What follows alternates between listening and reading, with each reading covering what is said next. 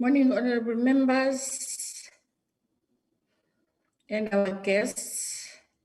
Morning, Mama. How is everybody? Morning, everyone. Winter is in full swing. I hope people are taking care of themselves and they are safe. We're in alert level 2. So we must really try to be careful and cautious. Today we are on our recording in progress. Today we are on our last day in terms of the department Recording stopped. Taking us recording in progress. I don't know this thing. The department take us through on the issues that were raised by stakeholders, individuals, companies, and interested groups, civil society, who came to make oral presentations, but also in that they've looked into what is in the written submissions. So we are that's where we are now. I'm raising this so that honorable members do understand that this presentation, these responses, which some of them may be in a form of a presentation, are responses that are to assist us when we deliberate. So there will be that thin line between a response which may be in a form because of the gravity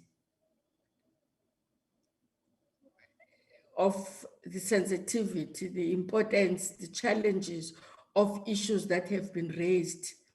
The department will then either take a form of responding in a form that will make us or empower us as members of the committee when we are to deliberate. So it's responses which are to assist us for deliberations. It's not like a report, a quarterly report that is to be tabled in front of us, or we have invited a particular entity or the department to come and make a presentation in front of us. I thought it's going to be very important that I do clarify that to members, having an understanding that members have been, the bill has been with us for a couple of months, presentations, written presentations, submissions have been with us for a couple of months, and oral submissions were made and were here. Just to remind members that when we started this process, as the chair, I did humbly request that in whatever is being said, we are to put it on paper so that when we deliberate, we are able to go back. So, and check on our notes, what has been said, what was not said, what we are proposing, because this has not been said. So that is the process in terms of an amendment dealing with law. It does not mean that members won't ask questions of clarity if they want to be clarified. but they are to understand that those questions that we will be asking are questions that are going to assist us in moving forward. So that's where we are today. So what then we will then do, by so doing, I'm welcoming everybody. And I want to humbly request those persons that are not in the department or in parliament introduce themselves, tell us which company or media house they are coming from. I have an experience which I did raise that in the last meeting. So we would like to know who is here. Yeah, and well, as we know that this is just like any, it takes a form. It is still guided by rules. If we're physical, we'll request people to tell us who they are, which institution they are coming from, because after all, committees are. Can the hand hold on a bit?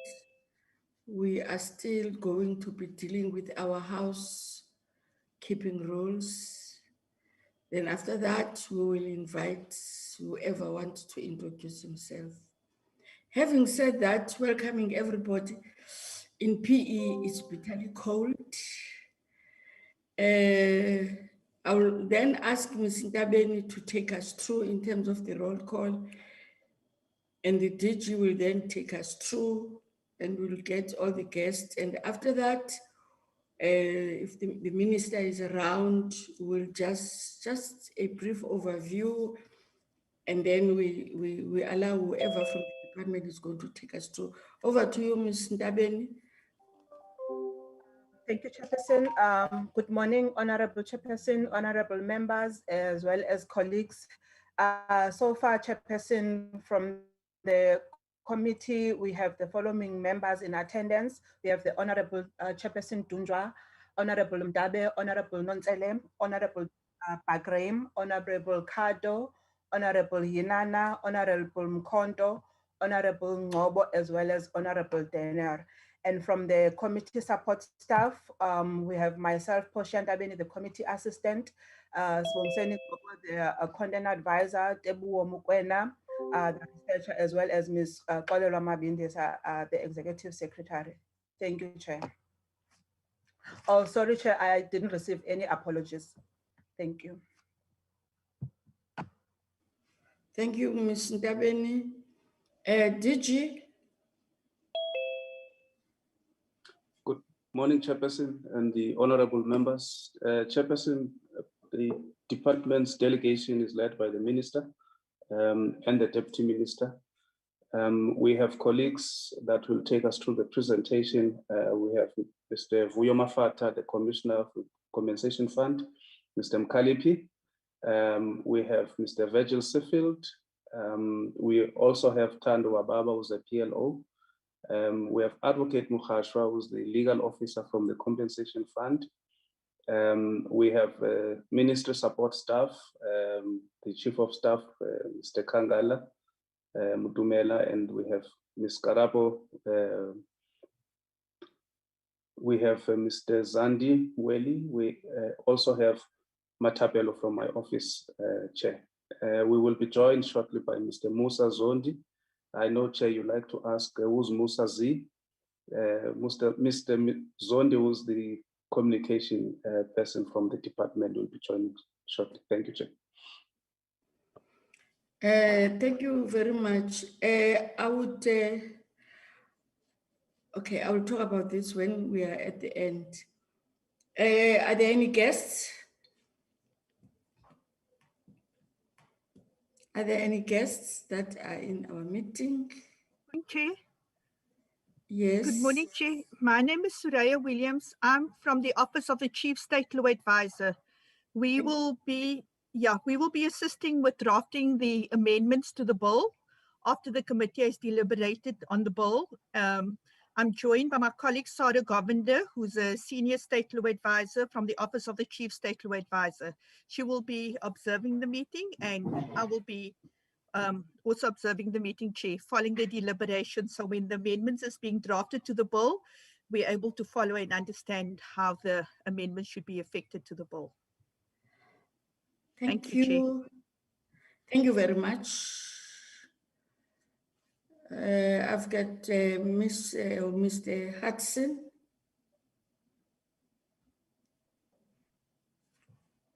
Can you, okay.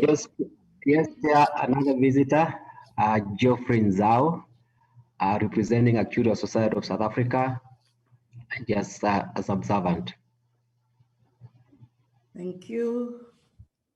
Good morning. I can't hear you. Good morning. This is Hudson speaking. I am joining you from Coitlink. We also did a presentation in the initial phases. We can't hear you, unfortunately. There's something wrong with your system. Mr. Tiwalt, or Good morning, Chair. My name is Deval Tagler. I am the Chief Operations Officer of Coitlink, just an interested observer. Thank you. okay. Okay. So those are the only people that are here. Can you lower your hand? I don't know why. Sorry. I don't know why PMG is not prepared to. Who's saying good morning? Myrtle Pitboy. I'm from the South African Domestic Workers and I'm based here in Cape Town. Thank you. Good morning. Esther Gambe from PMG. Thank you. Please, Esther, mute. Thank you very much. Who's GN? The hand is up. Who's this N Zaul? Chair, it's Leanne Zhao, CEO of Coitlink. Okay. Okay. Tim? Chair, good morning. I hope you can hear me. Good morning, honourable members. I have the honour to be spokesperson of the Injured Workers Action Group. Good morning to you all. Thank you very much. And I hope everybody who's here, who's a guest, will understand that, please, because I don't want the confusion that has been created, that people think that we are starting with deliberations when we are responding to what your companies, the department is clarifying and responding in some of the issues that you have raised, because we'll then be, as I've said initially, we are preparing for deliberations. So please, I hope you'll understand, and I'm not going to be called by people telling me that their sources told them that we are deliberating, we are busy deliberating with the bill. I would like to clarify that I'm raising that, members, because this process is a process that is very sensitive. People can create so many perceptions about the work of the committee. And as a chair, I don't have energy for that. I have energy of ensuring that as members of parliament in this portfolio committee, the department led by the ministry, we are doing what then we are supposed to do. I know these issues are very emotive, they are very sensitive, people are interested, but people must understand that parliament has got its own rules governing its processes. And there's nothing wrong with people coming here, but people must not go out and say things that are not correct. If they don't understand, they will have to phone the Secretariat for the Secretariat to assist them. Minister, just a brief overview.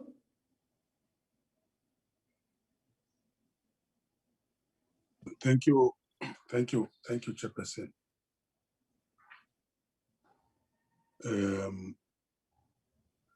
To yourself, the members of the committee, the Deputy Minister, the DG, and all the officials of the department and the compensation fund and the members of the media, of course, and ladies and gentlemen. On another note, just a little diversion.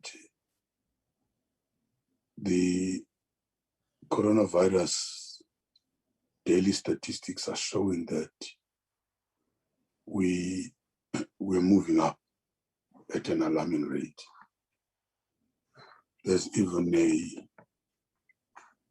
headline that 9 congregants die as coronavirus or COVID-19 sweeps through the Fredendal Church.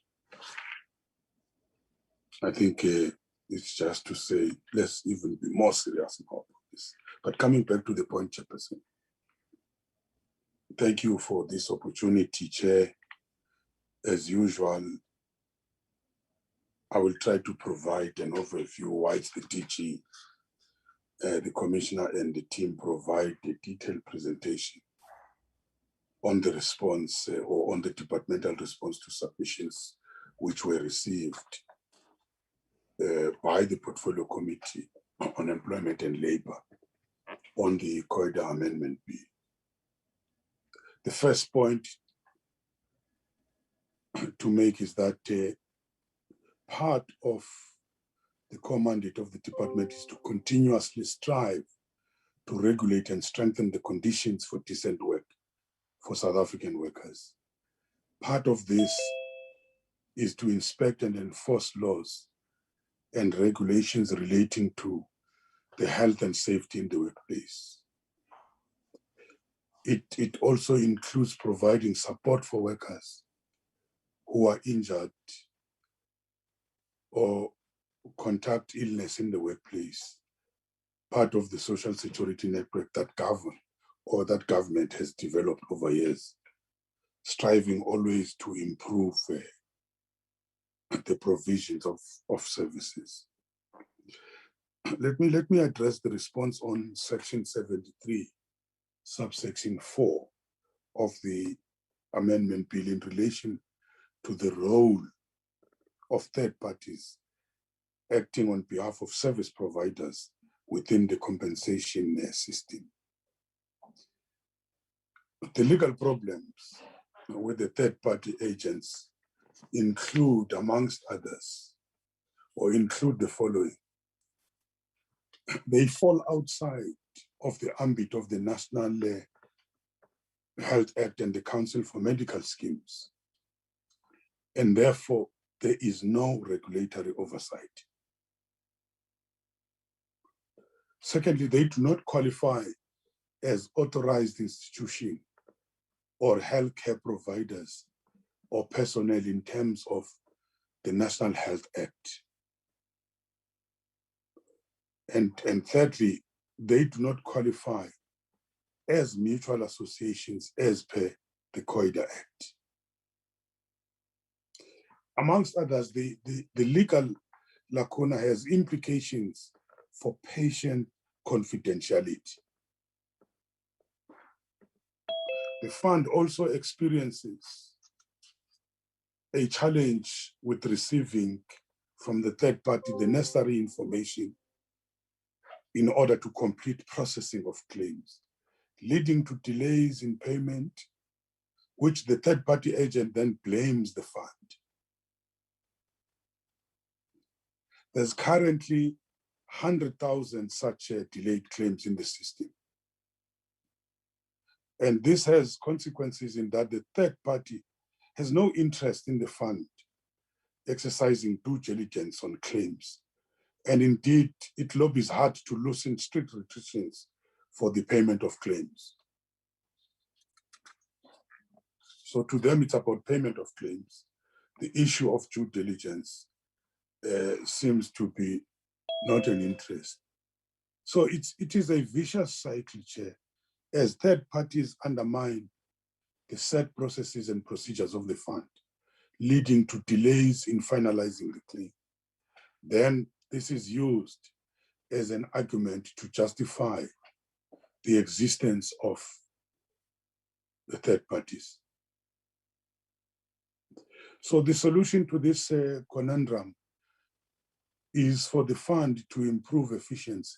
And we're not saying the fund does not have its own problems, but the officials will speak more on this. But I think we should all take responsibility so that the third-party agents are rendered redundant. This will also cut costs to service providers, as they will not have to pay third-party fees.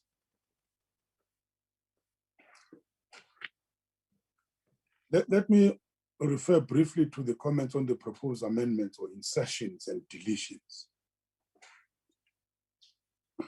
The comments on section 7.3, subsection 4 regarding the third parties have been addressed, but the highly technical proposals received from a range of stakeholders have received due consideration by the department and the fund. And in some cases, the department supports these proposals, but allow me to leave this to the officials to respond, who are going to respond in detail. It would serve no purpose other than repetition for me to go through the responses. But the officials are going to be dealing with that, the chairperson and members. And again, thank you to the Honorable Chair and the members for the opportunity. And I still want to assure you that we are fully supportive of the oversight and the accountability that this portfolio committee provides. There are a number of issues which have been raised, which are not for a discussion today. But as and when we give you a report, you could see that you are hard at work, we are cleaning the institution so that we are able to deal and execute the mandate properly. But that would be for another day. And then, Chairperson, thank you very much. We can hand over to the officials. But I must also indicate that today, the Cabinet Committee for Economic Sectors, Investment, Employment, and Infrastructure Development, which we call ESET, is dealing with the issues of the monitoring and evaluation overview reports, focusing on the economic transformation and job creation, including the issue of the training. And at some stage, I will have to jump maybe at about 10 o'clock into that cabinet committee, because my department is central to those discussions. Thank you, Deputy Minister. I mean, thank you, Chairperson. Of course, who are here with the Deputy Minister. No, thank you very much, Honorable Minister. Can we then hand over now to the department DG? I can see Honorable Mr. Mkalipi is in. Now it's your turn. Thank you. Thank you very much, Chairperson. Chairperson, with our presentation is in 4 parts, but we would like to ask Mr. Mkalipi to first to do the first part, because he falls into that category of workers that must receive the vaccine. So at some point he will have to leave and get the vaccine administered. So he will start with the areas where there were certain submissions, and then Mr. Mafata will then follow up with the issues that affect to a greater extent the provision that the minister was talking to relating to third parties. He will go into details because some of the comments that were made were related to the fact that even the system that has been developed, it's intended to exclude the third parties and is dysfunctional. So he will touch on a number of those aspects after the presentation done by Mr. Mkalipi. Thank you, Chair. We'll hand over to Mr. Mkalipi. Thank you, Mr. Mkalipi, over to you. Thank you, Chair. Can we flight the presentation? Thank you, Vuyo. The first issue that Chair would want to deal with in our report is the socio-economic impact assessment study, and then Vuyo will come in, deal with the issues around performance as the DG has indicated, and then we'll come back and deal with our response on the actual proposal that has been made. Now, this socio-economic impact studies, I mean, there's been a big comment by members of the public and about whether the socio-economic impact study is enough, whether it should have been published, and we thought that we need to come and debunk these issues about the socio-economic impact study. This bill that is in front of the members went through this process, and the social impact studies is internal government process. It's managed and monitored by the Department of Planning and Monitoring and Evaluation, DPME. It's not the responsibility of the department that are bringing policies and legislation to decide what is it that they need to provide in the socio-economic impact assessment. Before the bill can be tabled in the DG cluster, in cabinet, and approval to be published for public comment or for tabling in parliament, there's got to be a socio-economic impact assessment. And this assessment is done using the template that is provided by the Department of Monitoring and Evaluation, which is the same template with all government departments that we use to give the information. And if we give the information that is required in terms of the template, and the DPME then issue a certification for the bill in order for the bill to be provided either for public comment or for the bill to go to cabinet for parliament. As we've indicated, the certification is then included with the bill for tabling both in the DG cluster and the cabinet before any approval can be granted. There's no legal requirement in terms of that process of cabinet and the DME and the Department of Planning and Monitoring for the economic assessment to be published. But as we've indicated in the past, that this is published in our website and is available for members of the public if they want to see it in our website, or they can contact our department for copies for them to see it. But it is a government tool to make sure that cabinet has got a sense of what the impact, socio-economic impact of any policy that is being introduced. In relation to this bill, the socio-economic impact assessment was conducted before the bill was published for comment in September 2018. And again, it was done after public comment before the bill was sent for parliament, here in the parliament. If it was done twice, this to make sure that we follow all the process that needed to be followed. Next slide, please. Now, consultation in this bill, the other issue that has been raised by many organizations about the fact that they were not consulted. and there was no consultation in the bill. Now, consultation took place internally within government, public comments after approval of the bill by the cabinet, consultation with social partners at NEDLEC took place where business, organized labor, and communities represented, and public consultation or public hearings was held by the department in all provinces, taking members of the public through the bill and the issues raised, and all those issues were taken into consideration in drafting this bill. Next slide, please.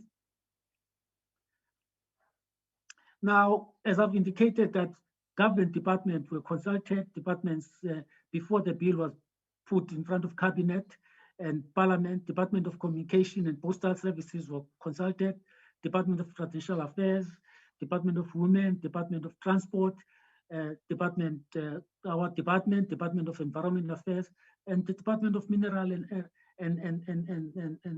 and Resources. Furthermore, as we've indicated, public consultation were held in all provinces.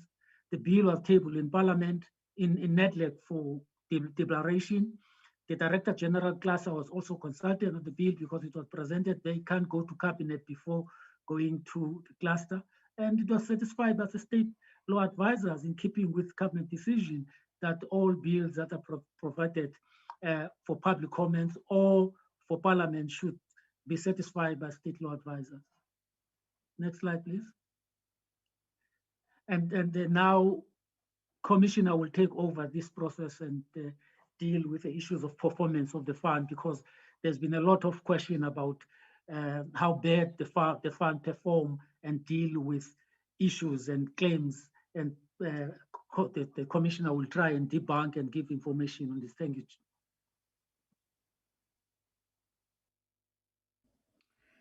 Thank you, Mr. Mkalipi. Mr. Mafata. Thanks. Thank you, Chair. Chair, so there were also comments raised around the performance of the fund when the emphasis for the need for third parties in the environment. Sorry, Commissioner. I'm not quite sure whether it's your speaker. It's a bit, or it's me. I don't know whether you are a bit far from it, or is it, or your speaker is a bit low. I don't know how to term that. Is it possible for you to come closer to it a bit? Thank you, Chair. I will also raise my voice. So thank you very much, Chair. So there was a lot of comments raised also around the performance of the fund and the dysfunctionality of the fund and the fact that we're not able to discharge our mandate fully, hence the need for some of the role players in the fund, in the space. So what we're reflecting also in the next slides is just to show how the fund has been working over the last few years without spending much time on the statistics, just show that we have been consistent in how we've registered claims over the last few years, in excess of 100,000 claims that have been registered relating to those that are injured in the workplace. So this just shows the 6-year history of how the fund has been able to register the claims. And we can see in the last financial year, 2020-21, was about 160,000 claims that got registered in the fund. And this just shows then the rent values of the claims that we've paid. And you can see is a breakdown between medical benefits, compensation benefits, as well as the pensions that we pay out to those that are permanently disabled. So it just shows then that the history over the 6-year period. Also contrasting with some of the comments that were raised around the fact that the fund does not pay and does not discharge in mandate. So I will not spend much time here, Chair. So Chair, there was also the issues around the Comp Easy system. So the Comp Easy system is a system that was implemented by the Compensation Fund in October 2019. There's a new system that was meant to be able to improve service delivery as well as address some of the weaknesses that had been found in our previous systems. So we went live in October 2019, and we released the functionalities in the systems gradually over the period of about 4 or 5 months.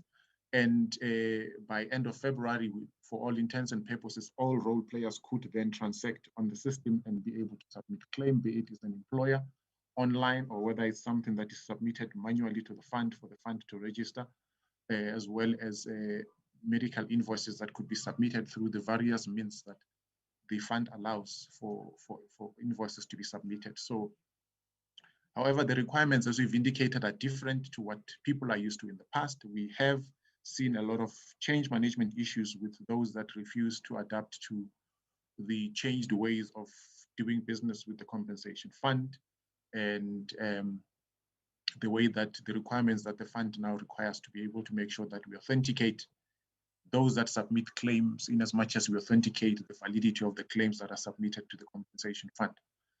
So obviously the system won't work for any person who is not willing to abide by the rules that have been set for the use of the system.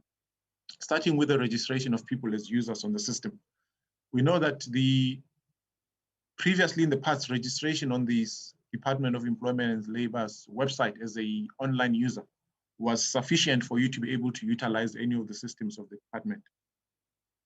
However, with the CompEasy system, we've added an additional layer of validation, which requires people to be able to register also separately using those credentials that have been provided by the department to register as a user on the CompEasy system. And the reason is that then there's additional documentation that is required to prove the validity of the person who's registering, as well as to prove the fact that you have been delegated by the company in which you are purporting to be representing to submit any claims to the compensation fund. This is one of the ways we want to improve the authenticity of the claims that are submitted to the fund. So in the previous system, only the step one and somehow just a simple process just to get access to the system to be able to then transact. So if a person is not willing to abide by these, and obviously to him or to her, the system will not work. So this slide just shows them the details. It's just the details of what is required and expected of a person who then registers. When you're an employer, these are all the documents that need to be submitted. If these documents are not submitted, you will not be able to get access to the system. And we have seen a lot of chance taking as well, where the thinking is that the fund will not peruse these documents before they give access. And we find ourselves having to decline a lot of applications because people are not attaching the correct documents and the complete documents as well. And when you're a medical service provider as well, the same requirements and some additional requirements that are highlighted on the slide. And the intermediaries, because we do know that those that deal with the fund, be it its employers or its medical service providers, they tend to outsource some of the work related to managing occupational injuries and diseases in the workplace. And if somebody has then been appointed as such, they then need to prove that they've been appointed as such, and these are the relevant documentation that they need to submit to the fund. And if they don't submit these, then they will not be able to transact on the system. And once again, the system won't work for them. And so this is just the statistics that shows that in the past, because of the relaxed requirements that we've had around people that use the system, we had a lot of users. If you look at the old system, about 60,000 users, even when we did contact. So the requirements on the new system was that everybody would have to register afresh as a user on the system because they needed to submit all this relevant documentation. And when you look at the 60-odd thousand people that we had in the old system, this is those that have been able to prove that they represent either the employer, the medical service provider, the third parties. We only have just over 8,000 users that have been able to register and submit the correct documentation that proves that they are authenticated and they have been given the proper authority by the people that they represent to submit claims on their behalf.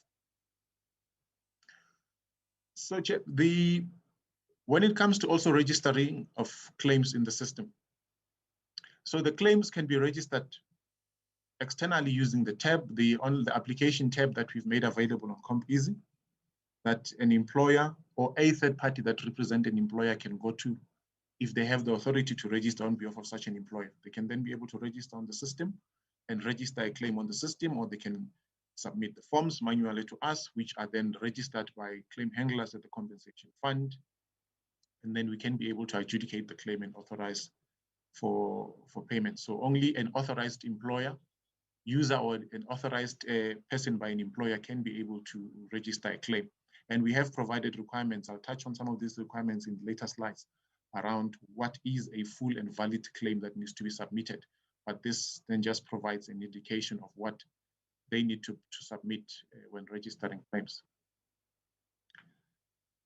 So this just shows over the last, since we went live with the system, just shows the breakdown of some of the benefits that we've been able to pay in CompEasy system, just over 200 million in just the until end of the financial year this year.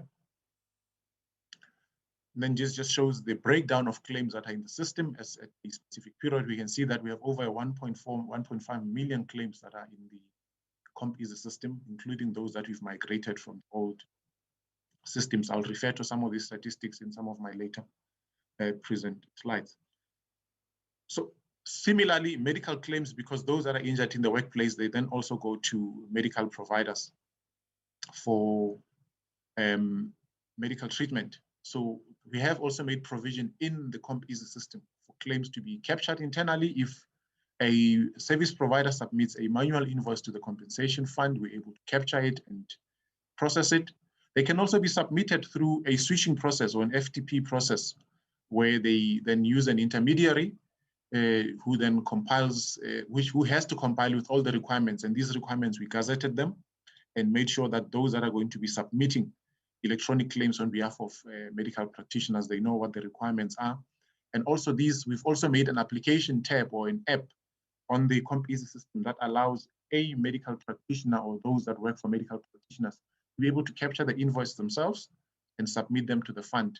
And we have proven that people that use Switch and also those that submit using the manual, the app that we've made available, we get those invoices quicker and we're able to then authorize and pay those invoices much quicker.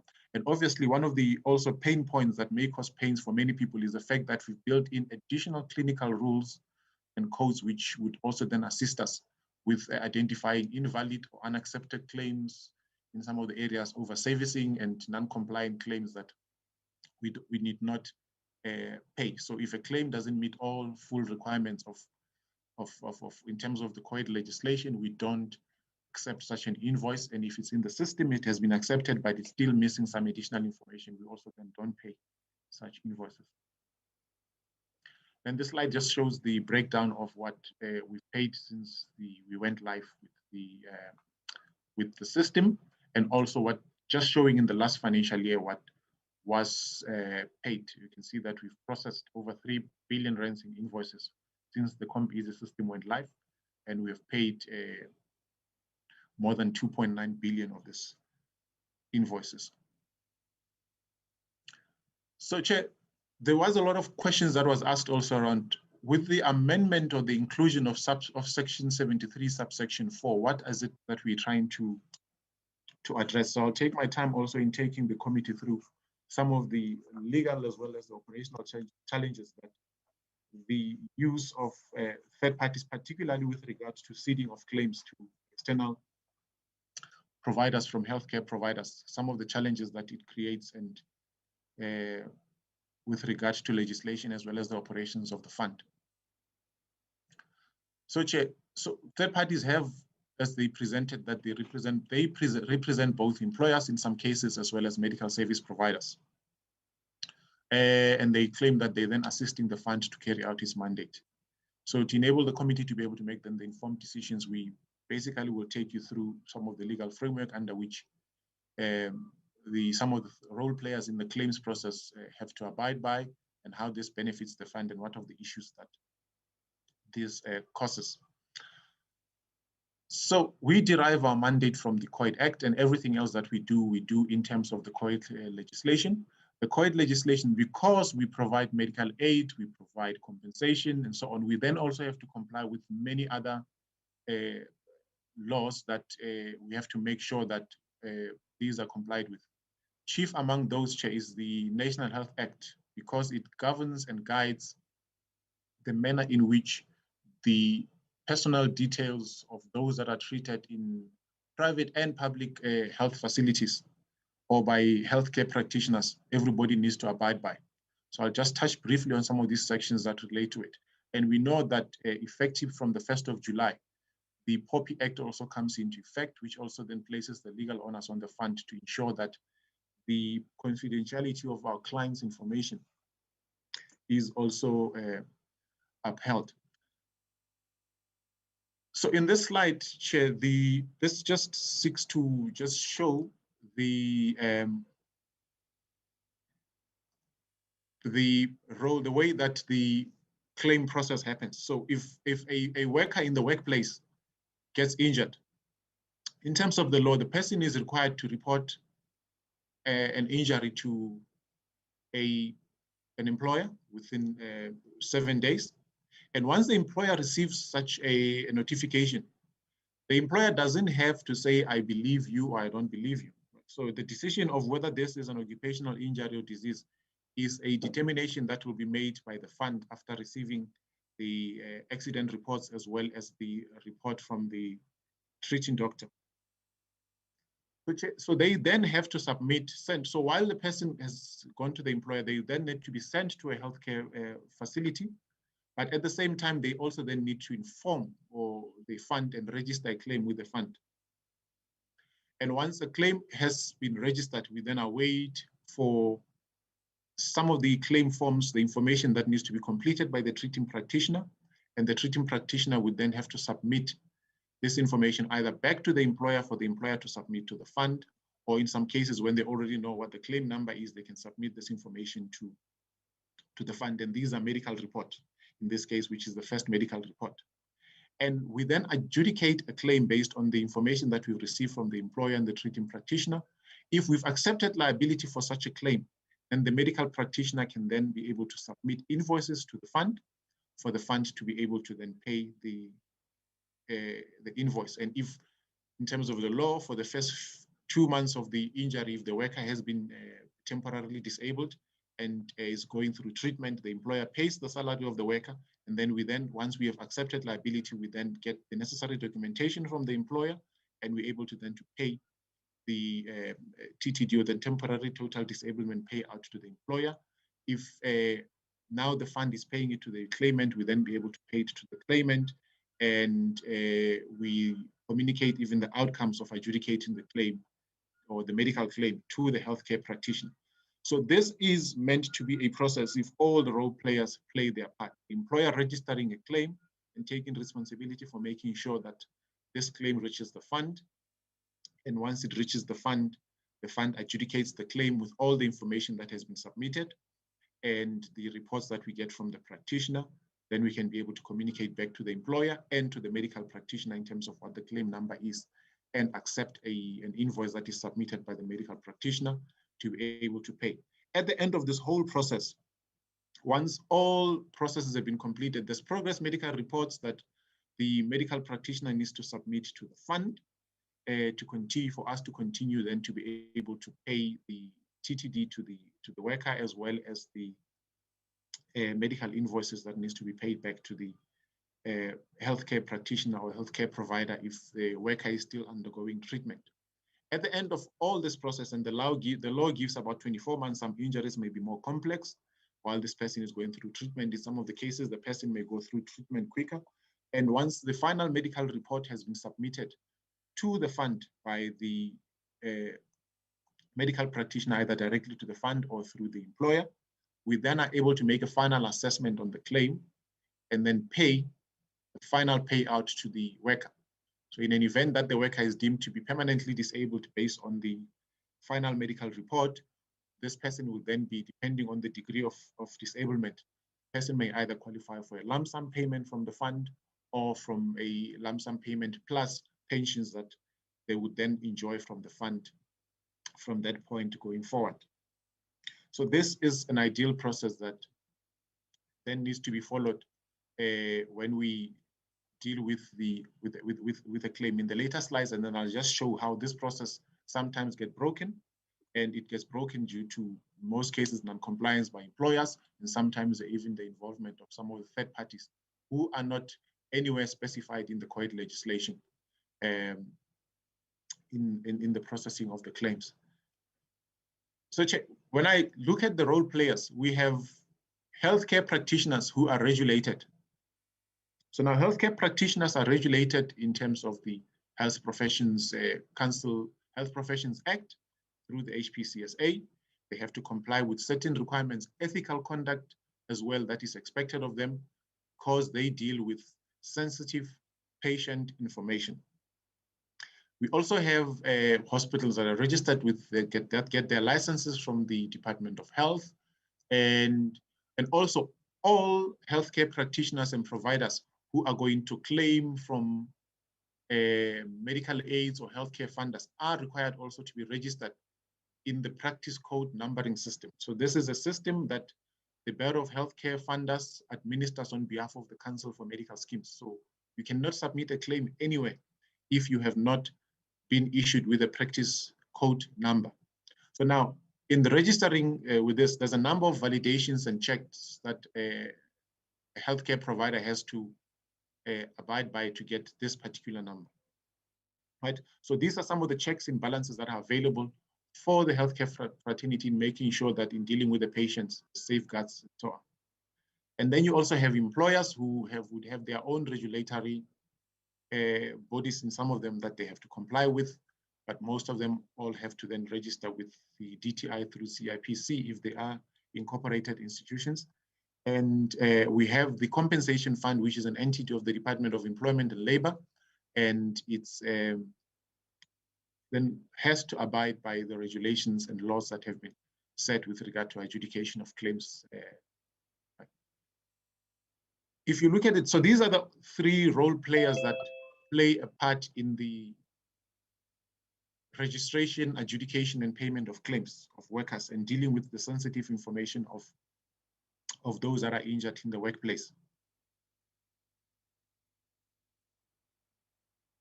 We have different types of third parties that then operate in the fund to be able to help some of these role players that have been highlighted above.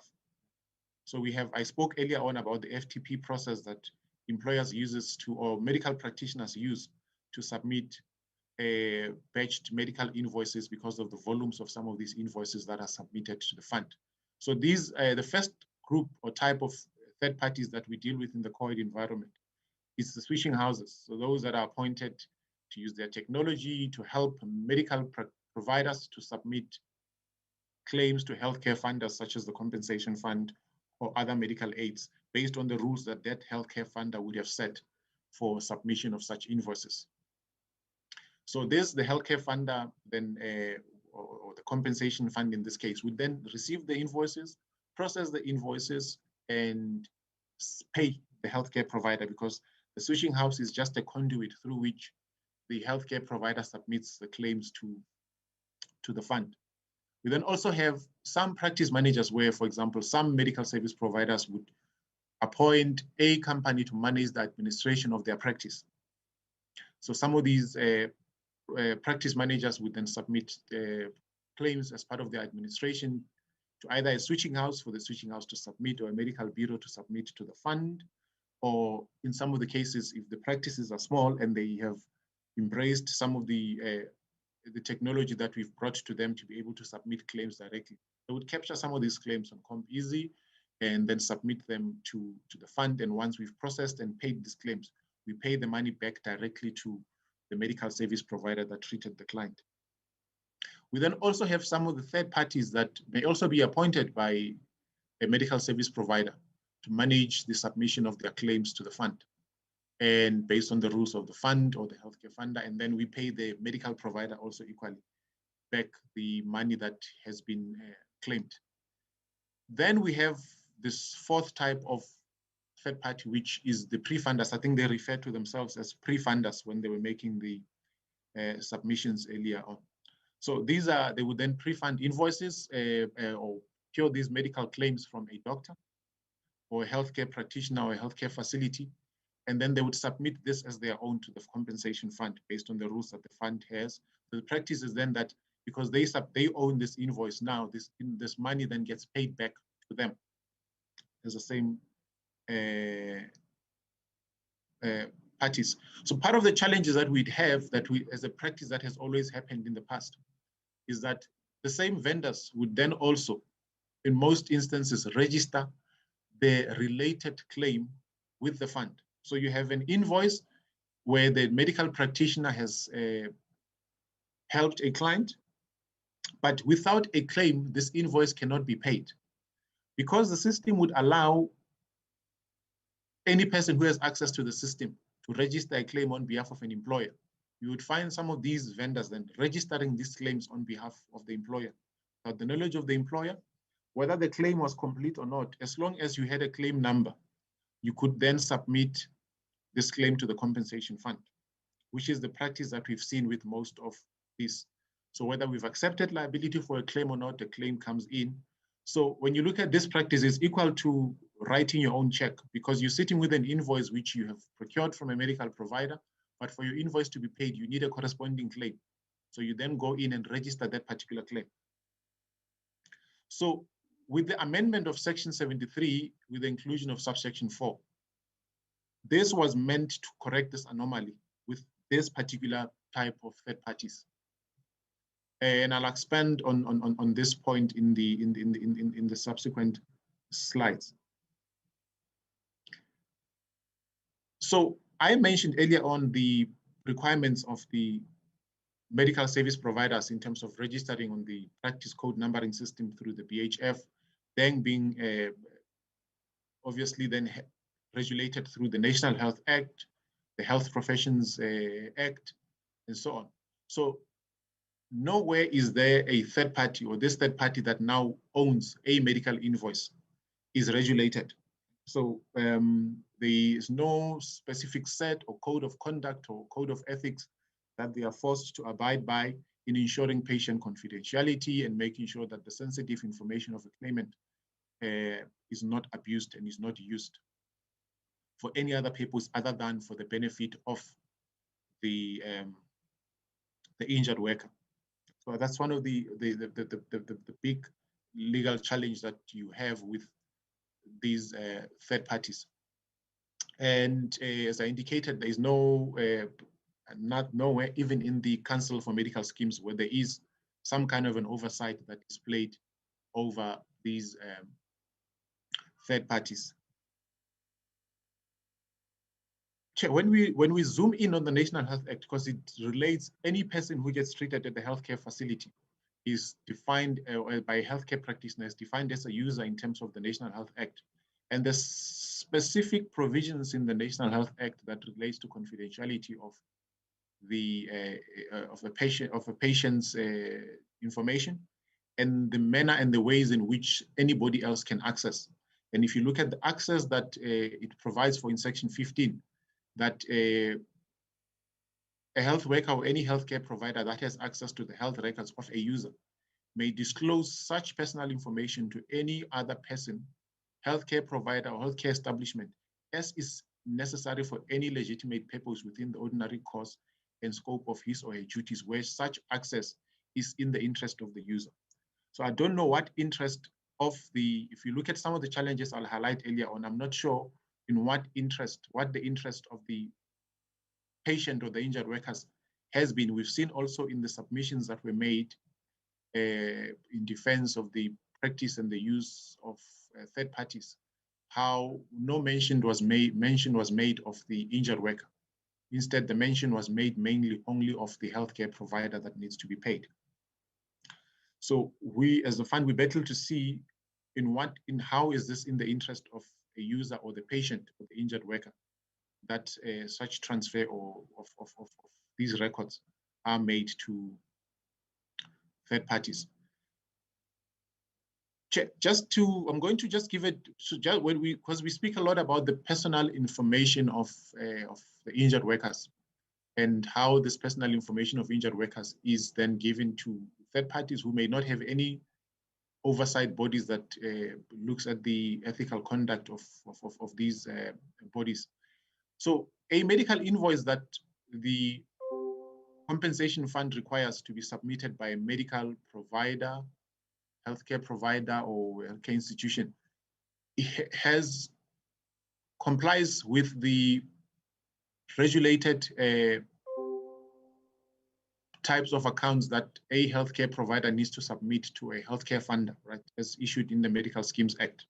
So all the personal details of the injured worker has to be in the invoice, practice code number of the treating practitioner, the diagnosis of the person that is being treated by the doctor has to be included in the invoice that is submitted to the fund for payment, as is the requirements in the Medical Schemes Act.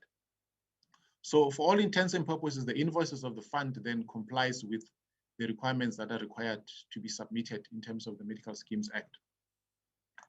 Now, here is just a typical example of an invoice that is submitted to the compensation fund. So this is a snapshot of an invoice as it appears on CompEasy. So all the items that we have blocked out in red, these are all the personal details of the person that is injured. So if you go back to the practice of ceding the claim to somebody else, so this is all the information that gets given to these third parties. If you look at the item that is circled in here, so this is the, if you look at this particular item, so this is the diagnosis. So this particular person, this is the diagnosis that led to the injury, or the injury that this person has suffered. So this is an ICD-10 code. So anybody who has this information, if they want to know what's wrong with me, they can just go and check either on the ICD-10 codes, which are published on the World Health Organization website, and I'm sure anybody also can Google these. And then they can see that a diagnosis S82.00V49.82 is this kind of disease that this person suffers. So now this is the personal information of a patient that moves from a healthcare practitioner to somebody else who did not treat the practitioner, who is not a practitioner himself or herself. And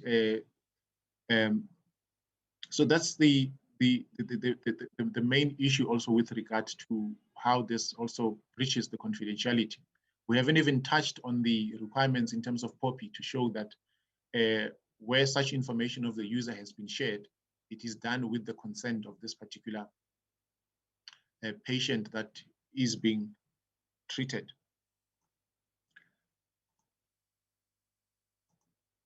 So when you look at and summarize a lot of the issues, so in this slide, we've tried to bring in the third parties and how then this whole process breaks the chain that ought to be followed in terms of the COET legislation. So when you look at some of the operational challenges that we've seen is that when a person gets injured in the workplace, the person, as is required, would report the injury to the employer. And then the employer would then send the person to a healthcare practitioner or healthcare facility for treatment with the necessary forms that have been completed by the employer and needs to be completed by the practitioner. So in this case of where the claims are being ceded, for example, the employer, we can see, doesn't even report the claim to us. What would happen is that once a healthcare practitioner has treated the client, as part of, if it's a healthcare practitioner that has ceded that cedes his right to a claim to somebody else, they would then, together with those invoices, submit these to a third party. The third party then communicates or registers the claim with the compensation fund. And oftentimes they would then register the claim. And once they've registered the claim, they have a claim number. They would then submit the invoice that they've procured from this particular provider to the fund for the fund to pay it. And there's also then that communication between either the third parties or between even the healthcare provider with the fund in terms of submitting medical reports for the purposes of submitting a client. And oftentimes, this process ends up in this triangle, right?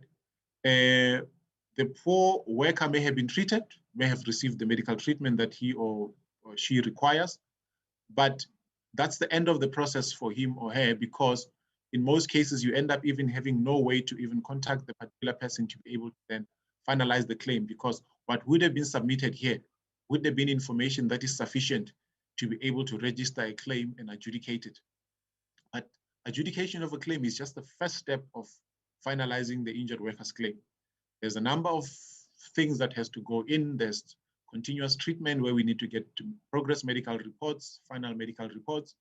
There's resumption reports that we need to get from the employer if this person is not going back to work or if this person is going to work. So if these parties are no longer involved in the claim, we find that the interests that are being served is only of these parties around here, and not necessarily of the claimant.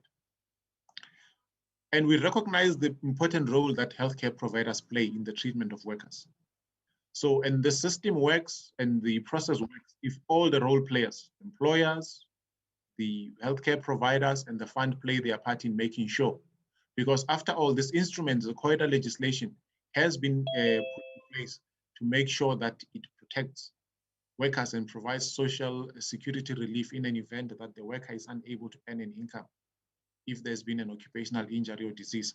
But this process defeats that whole purpose because it then ends up saving other interests except that of the injured worker. We'll see when Mr. Mkalipi comments on some of the inputs that were given around penalties, why it has become important for us to look at penalties around those that don't report claims, because in some of the cases it's the worker that suffers when everybody else doesn't play their role in making sure that the claim is submitted and is submitted correctly. So when an employer or anybody who submits a claim, we require a fully completed form. So we have referenced these forms as a WCL2 or WCL1, which is what mostly the industry refers to them by. And a claim has to be fully completed for it to come to the fund for us to be able to help a client. And oftentimes we don't get these fully completed claims. And that was the challenge that we had also in the past. And that's one of the reasons why you find a lot of workers who may have been injured, some many years ago, and you'd find that we've paid everybody else around the claim, the healthcare providers or the third parties concerned, but the worker's claim has not been finalized because whoever submitted this claim, be it whether it's an employer or it's the third party on behalf of an employer or on behalf of a medical provider who would have sold his right to the claim to the third party.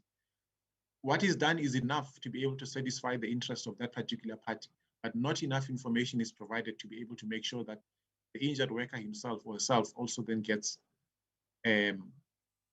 his claim gets attended to. As I indicated, acceptance of liability is just the first part of it, and that's what enables a medical practitioner to be able to claim from the fund, but it's not the final process that the fund needs to go through to be able to make sure that we don't only accept liability on this claim, but we actually then pay whatever is due to the worker, what is due to the healthcare provider, and what is due to the employer in cases where we have to refund the employer.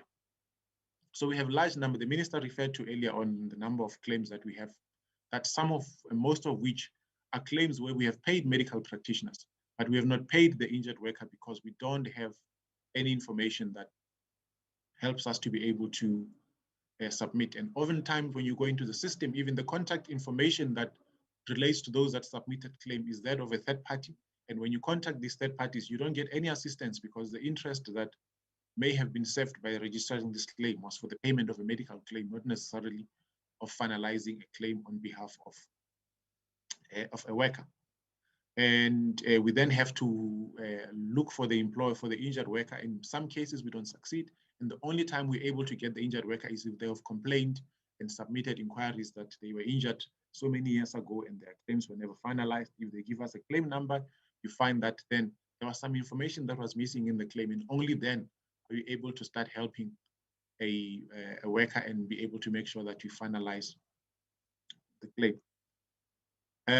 So the minister, I think, referred to the slide in his opening remarks when he spoke about some of those claims that we may have that may fall in such categories. So this is just an example of a fully completed claims notification or report of an accident by an employer.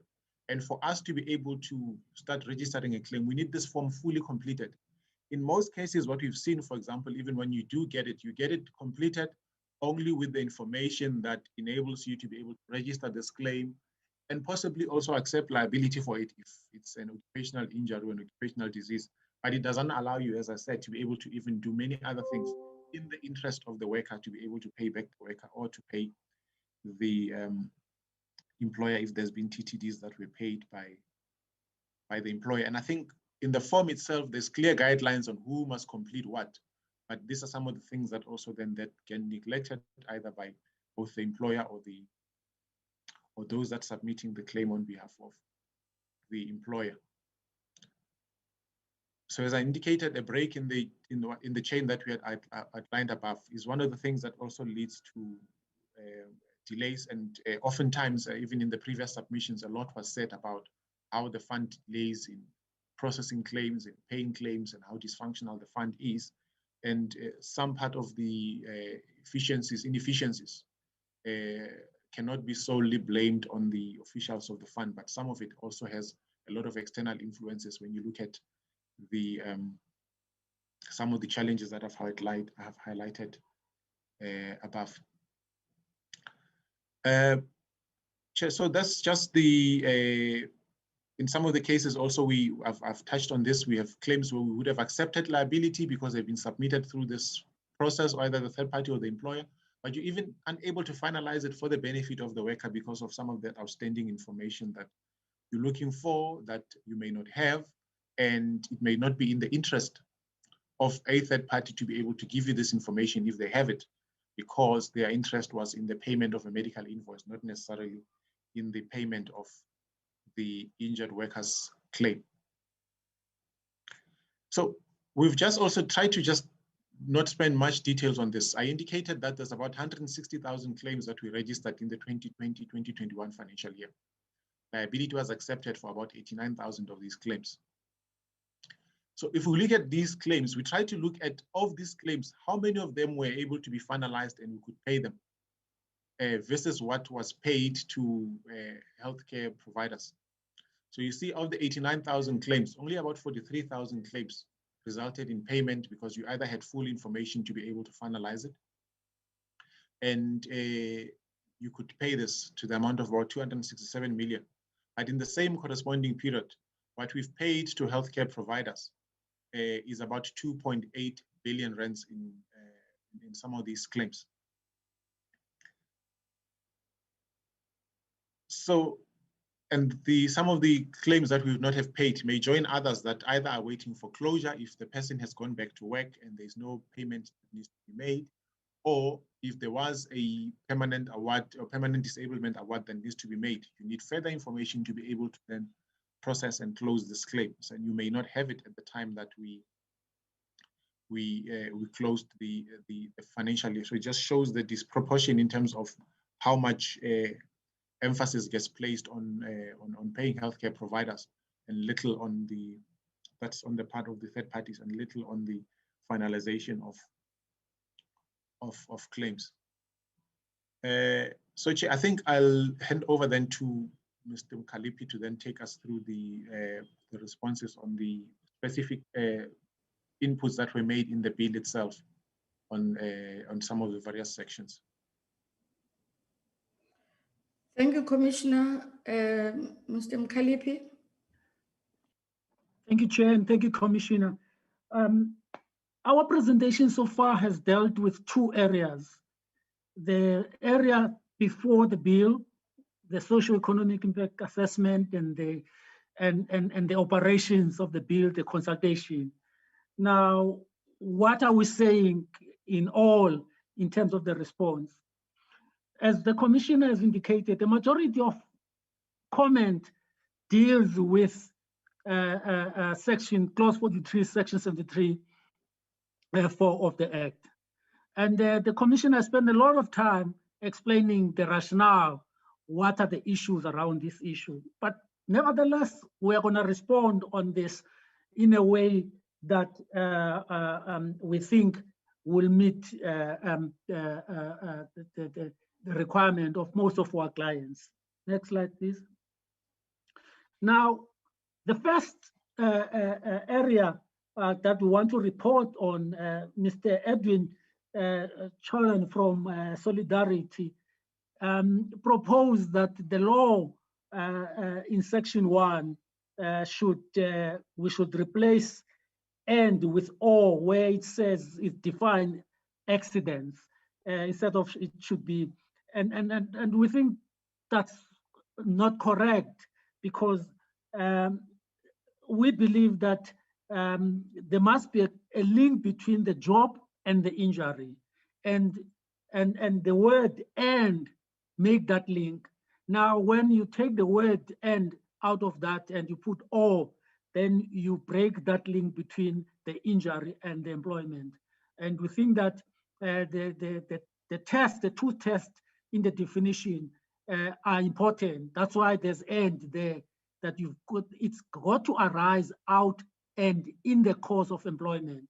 It can't be an injury that had arise out, not in the course of employment. And that's our response on that proposal. Next slide, please. Now, there's been a lot of amendment made by the Mineral Council of South Africa. And the first one is the definition of accident and diseases. And they prefer that we should, instead of saying diseases, be clear that it's occupational diseases.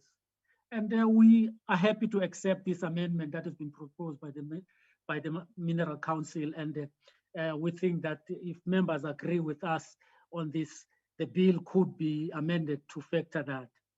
And the next area that they are raising, they are raising the issue that on the definition, and they are linking the definition of an employer organization in clause 1K with section 43. Now 1K specifically talk to employer organizations like BUSA, like Black Business Council, and other employer organizations that operate in the space. And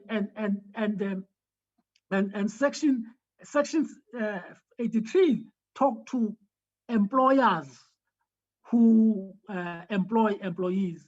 Therefore, an employer organization and an employer are two different things, although they interchange in the sense that an employer organization can be also an employer, but we do not think that it's necessary to make the change that they want us to make in this. We think section 1K is clear. It talks to employer organization. Next slide, please.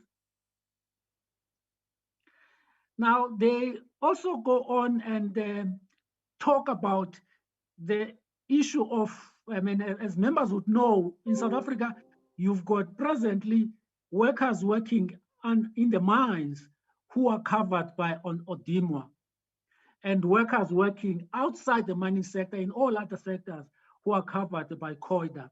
And there's been a lot of discussion between government departments, between Department of Employment and Labor, Mineral and Health, not only on ODIMWA, on the coverage in terms of social protection of workers.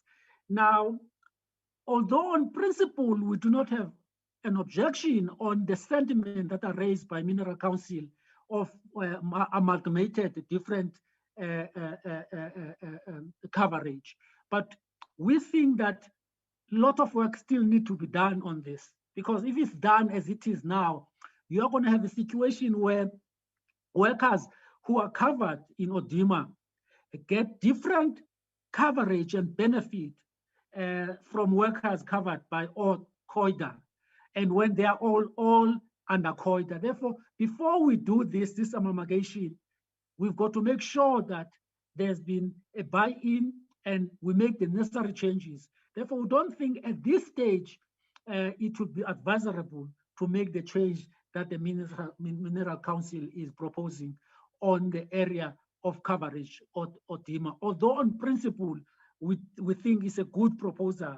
It's just that we don't think that has been enough discussion that has taken place between the players in this area.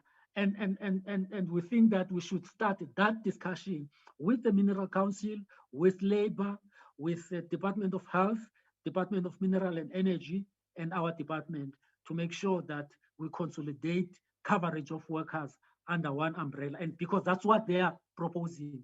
But our problem then, as we say, is that there are other issues that we need to consider here, and also the issue of having to have two regimes and benefit covering the same workers in one legislation.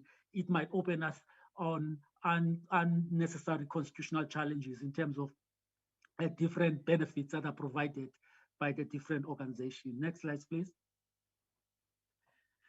Now, they go on, I mean, in terms of the issues that they are raising of COIDA and the proposing amendment to section 16.1 to enhance the issue of rehabilitation, life enhancement and assistance.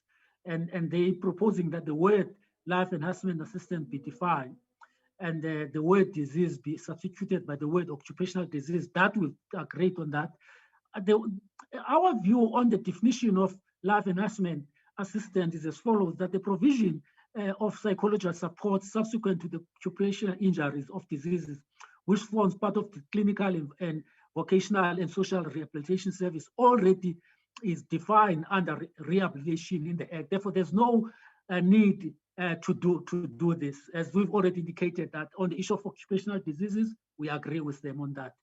Those changes, we're happy to make them in the bill. Next slide, please. They go on and propose that we substitute the word in clause 12, section 22.5, which talk about furtherance of the business of employer. If you are, and they want this to be substituted by the words arranged by the employer. This is about transport. Now they say that if you get injured, if your transport is arranged by the employer, then the funds should be liable. They want the word furtherance of the business of the employer substituted with the word arranged by the employer. Our problem, we've got a problem with that. We think that furtherance of the business of the employer is more inclined towards occupational health and the injury at work. Because if you say arrange, the issue is that what happens when I get sick at work, let us say I collapse for whatever reason at work, I work for Parliament, and my employer arranged to transport me for me to go home. And then I get an accident on the road going home on the transport that is arranged by the employer. And we think that this will just open the fund on unintended and unnecessary challenges. The word furtherance of the business of the employer. And because it's clear in this example that I'm making that when the employer arranges transport that takes me to hospital or takes me home, that I'm not furthering the business of the employer. And it's clear then that the fund cannot be liable for that and of that accident. And that's the difference between us and the Minerals Council. And we don't think that we should accept the proposal that they are making. Next slide, please. Now, they also go on and make the suggestion that all description is a full description is needed, as it should be clear if traveling from place of work or to home, you are covered. Now, our view is that this issue is clear. If your employer, remember, there are workers who get car allowance. Now, if the company, the department gives me a car allowance and I buy a car and I got injured going to work on this car allowance, am I covered by COIDA? And we say, no, you're not covered. But if I work for the construction industry and the employer provide transport that goes and pick us out, or in the farms, the farmers go out, pick up workers at a point in the township for them to be going to work. Those workers, when they get into that transport that is controlled by the employer, they are covered by the fund. But workers who travel because they are traveling their own car with a car allowance provided by the employer are not covered when they get injured. And that's the essence of the definitions and the differences between all this. Now, with the proposal that they are making, that everybody who travels from home to work should be covered. And then we're making an example of a person who's using a car that is bought through a car allowance. Why should the fund cover me for driving my car that I bought through a car allowance? It's a traveling allowance that I've received from the employer. And therefore, we do not agree with the proposal proposed by Mineral Council on clause 12 we think that the clause as it is clear enough who is covered if you get injured traveling. If the transport is controlled by the employer, is provided by the employer, in the example that I've used, in the farms, workers are transported by the employer comes and pick them up. In the construction sector, the same applies. If those workers get injured in that truck or in that car that they are provided, controlled by the employer, then the COITA covers them. Next slide, please. The Mineral Council go further and propose that we need to make it clear and protect continuation of the mutual societies that are present now with the changes that we're making now, so that you don't have a gap. And then we agree with this, that we should include in the bill transitional arrangement that ensures that those mutual associations that exist presently, that transact with the fund, should not see themselves out of business as a result of the changes that we are making in the bill now. Therefore, we think that the bill has got to have a transitional arrangement covering those mutual associations that exist presently. Next slide, please. Now, the next issue that they are raising, they disagree with the penalty regime that we are introducing in the bill, and they want to limit it to the earnings of the employees involved in the accident, instead of the 10% of the annual earnings as proposed. And look, there was a long debate on this issue at NETLEC members, and our view is that if an employer follows the law, report cases. Now, Vuyo has talked a lot about number of cases that are not reported, workers who get injured. Now, if an employer report cases, does what the law requires, that employer has got no reason to fear the fines. If the employer just comply with the law.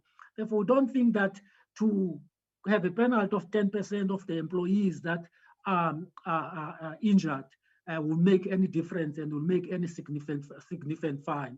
Fine must, we agree that fine must not be high in order to cripple the company, but fine must be effective enough to make sure that employers do the right thing. And we think that the 10% that is agreed, that is in the bill, of the total annual earnings declared by the employer is a reasonable compromise that meet the protection for the employer not to get out of business as a result of the penalties, but also make the penalties meaningful enough for employer to do the right thing. Next slide, please. Now, they again making a proposal that the commissioner must have a discretion in terms of Section 28, in terms of the prescription and in terms of the penalties themselves, whether the penalty should be. We agree with the penalty with the social partners at NETLEC that the 10% that was issued, we do not think that this is giving too much power to the commissioner, or as it is worded. We do not think that it is high. And as I've said, that if employers do the right thing, there's nothing to worry about this. And this was agreed at NETLEC with the other social partners that were party to these negotiations. Next slide, please.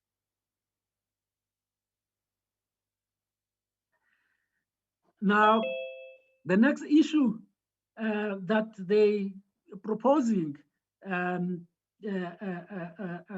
they proposing the issues around Section 56 and the amendment of that to increase the compensation due to negligence of employers.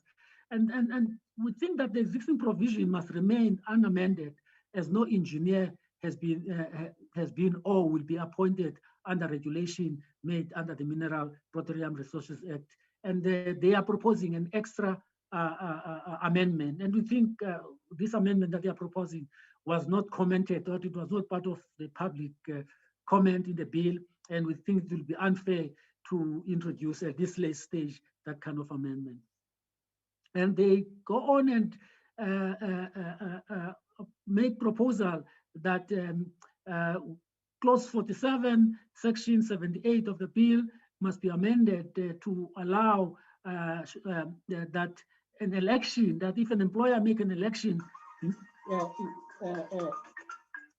if an employer makes an election in terms of this of payment, direct payment to the fund, be made to the fund, that then the commissioner must be able to agree on this. And we don't think that we agree with this. The current provision in the Act that allow reimbursement of party that paid medical aid is enough instead of and then medical aids also are allowed to claim directly from the fund. We don't think this is an issue at all, and it's not necessary. Next slide, please. And they also raise the issue on section 93D, clause 59, where they say people who are being questioned must have a right against self-incrimination. That's a constitutional provision. There's really no reason for that. It is a legal principle that you've got a right to refuse question that will self-incriminate anybody. Therefore, we don't think that's necessary, but it's not here nor there. I mean, if members believe that it needs to be needed, but the constitution of the country protect you against incriminating yourself in answering on any question, whether it's asked by an inspector, whether it's asked by the police or anybody. You protected in terms of the constitution of the country. Next slide, please. The Commission for Gender Equality, their response will be linked to the questions that were asked, because they're asking the same question with QAS QASA, and we'll deal with that at that stage. The South African Institute of Chartered Accountant, they proposing that to amend Section 53 so that no limitation should be imposed on the commissioner's right to correct an assessment. We believe that to place a reliance on an estimate and disagree with the proposal for actual reliance on only on be placed on actual. We think that the present situation that deals with this issue that they are raising, and there's no need for us to be making the changes that they ask us to change. And they go further in clause 52, they make a proposal that the fund should have a framework that deal with rebates. We agree with the framework, but we do not think that it should be in the law. It's something that can be regulated outside the law, because when you're dealing with a framework, you must be able to change it quickly instead of having to change the law when changes need to take place. Next slide, please. Now, QASA is raising the issue that they support the amendment, but propose that the commissioner should be given discretion to allow for submission of claims even after 3 years. That we think can be factored in there. If good cause is shown why a claim was not made after 3 years, if good cause is shown that an employer, for whatever reason, knew about this but did not do anything, and we agree that workers should not be disadvantaged on the basis that the employer has not done the right thing. If the commissioner is given that discretion, showing good cause why a claim that is more than 3 years should be allowed, then the commissioner should be given the discretion in that. And on the issue of section 73, they raise the issue that permanent disabilities workers and payment of medical costs must remain open. Which just don't think that is necessary to keep this open, and we believe that the closing and reopening of claim is a safety measure for the control mechanism to ensure that the fund assists employees, and you don't want to keep cases opening forever. And that's why it's necessary that there is a time frame in terms of closing cases, all cases, irrespective of whether it's for people. Because if you get injured and you are disabled at work, how are you going to be treated in this? And then a worker who was disabled when they started work and then they then get a minor injury, their case must be open forever in terms of this process. But the person who get injured at work and get disabled in that process, the cases are treated, should be treated. We don't think that is viable, that we should follow that process. Next slide, please. And they go on and raise the issue of Section 76, on where they amend the subsection of the following subsection, that the technical fees of medical aid and medical association should be paid to organization of disability, of disabled people, triple association. And we don't think that is, we can do this, because our law relates to payment that are regulated by the medical service providers and the HPSAA and the health authority in terms of the Health Funds Act. Therefore, we can't make payment outside the legal provisions that they want to work, and the qualification. We can't also make payment on health issues on people that we do not know what qualification do they have, whether they are doctors or not doctors in terms of this arena. And as I've said, that we are confined by what the different legislation requires us to do. Next slide, please. Now, Solidarity, they oppose the removal of the word accident from the definition of accidents. And we think this cannot be, it's not an issue at all, because accidents, that is accidents, means accident. There's no, doesn't make any difference in moving this. We don't understand the issue that they are moving. It's just terminology, tautology that they bring about some clarity. There's no confusion that will be created by the removal of the word accident in this. And Richard Spoor, raising the assessment in terms of Schedule 2 should not be restricted to regulation and need to be considered and substituted with a proper consideration in the law. Look, we think that the regulatory framework is necessary, although Schedule 2 fixes the parameters of assessment of disabled. It is not restrictive as such. Therefore, we don't think this is necessary.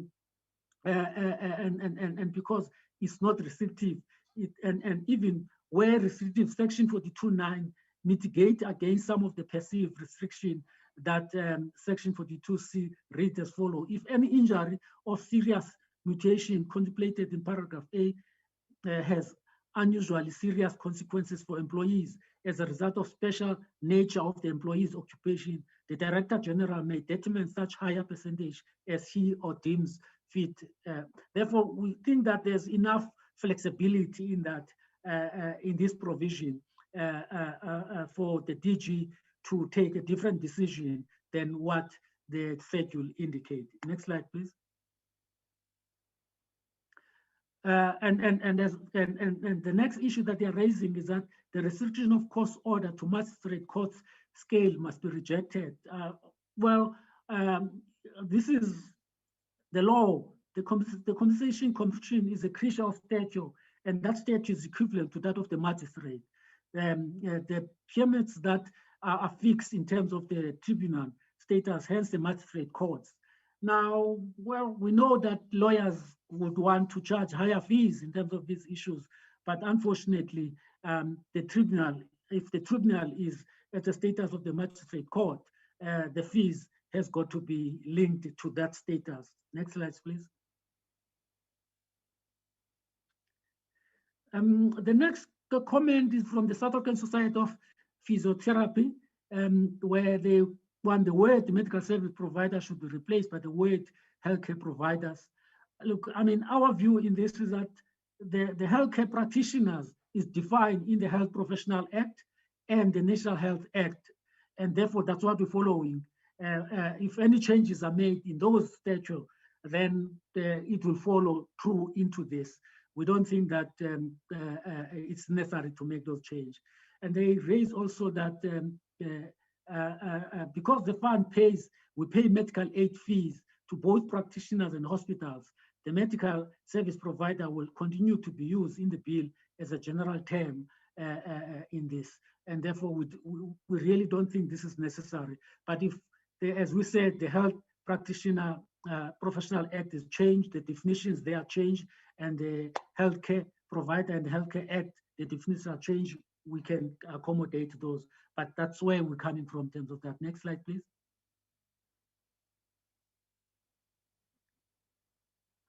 Next slide, Commissioner, thank you.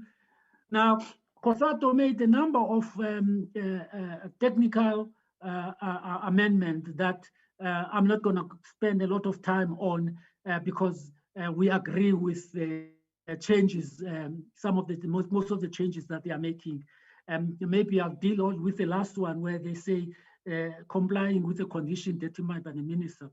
And we want just to make sure that there should be check and balances that already, there are check and balances that already exist in the financial service in the form of regulation on the issue that they are raising, that the mutual association and those that we're working with should be given effect in the right employees and their dependents in order for them to be able to do this. And we think that the check and balance that exists there are enough in terms of the financial services or organization that deal with that. But all the other issues that they've raised, we are prepared to accept them and incorporate them in the changes because they are just technical changes and technical amendments.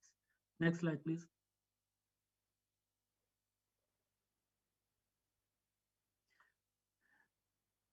The next issue COSATU is raising that the sections 37 should read any license issued with any licensee issued with a license in terms of this act shall and then be accountable to the minister and under control of the board and all of the issues. I mean, our view is that the department of the view that there's much that much is tied to the provision of licensee should be the advice that was given by the Prudent Authority. The Prudent Authority has given a proposal that we agree with, that license means a license to ensure a license insurer to whom a license has been issued in terms of Section 30 of this Act conduct of the Act to conduct non-life insurance business under Insurance Act. Therefore, if we take that definitions and put it there, it will solve all the issues that are raised by COSATU, and it's a definition that is in SJ2. Next slide, please. The Socio-Economic Rights Institute raised the issues about no transitional provision, and we agree with this to the omission, and will accordingly propose that there should be transitional provision in Section 100. The issues of domestic workers and transitional provision in terms of they'll have 3 years to launch their old claims that they need to launch. We agree with that, the issue that they are raising on that. And now they are raising the issues of the age limit, that the age limit be limited, should not be limited to 25 years. And we think 25 years is a good enough limit. If you look in the pension fund for public sector, the age limit is 22. And in many other situations, age limit is 21. Now, if the COIDA limit the age limit to 25, it's being very accommodating to children, and we think that it is good enough. It should not be changed to higher than 25 years. Next slide, please.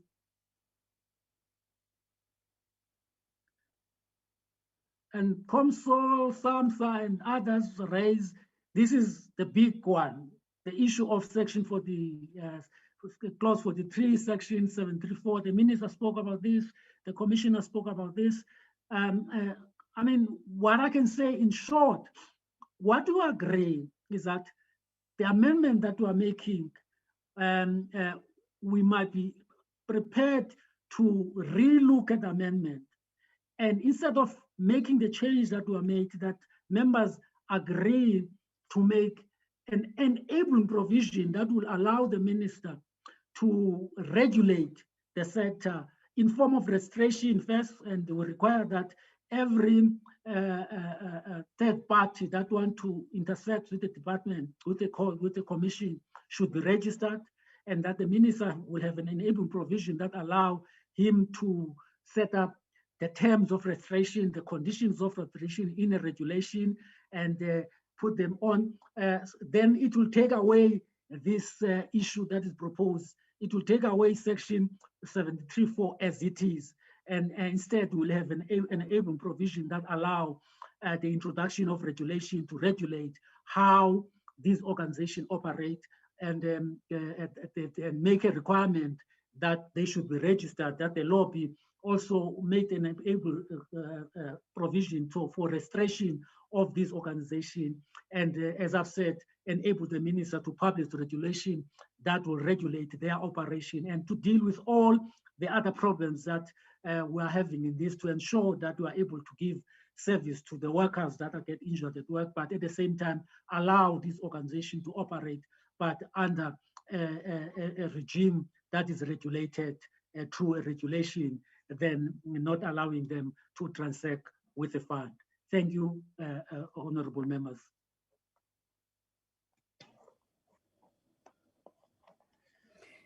Thank you, Honorable. Thank you, Mr. Mkalipi.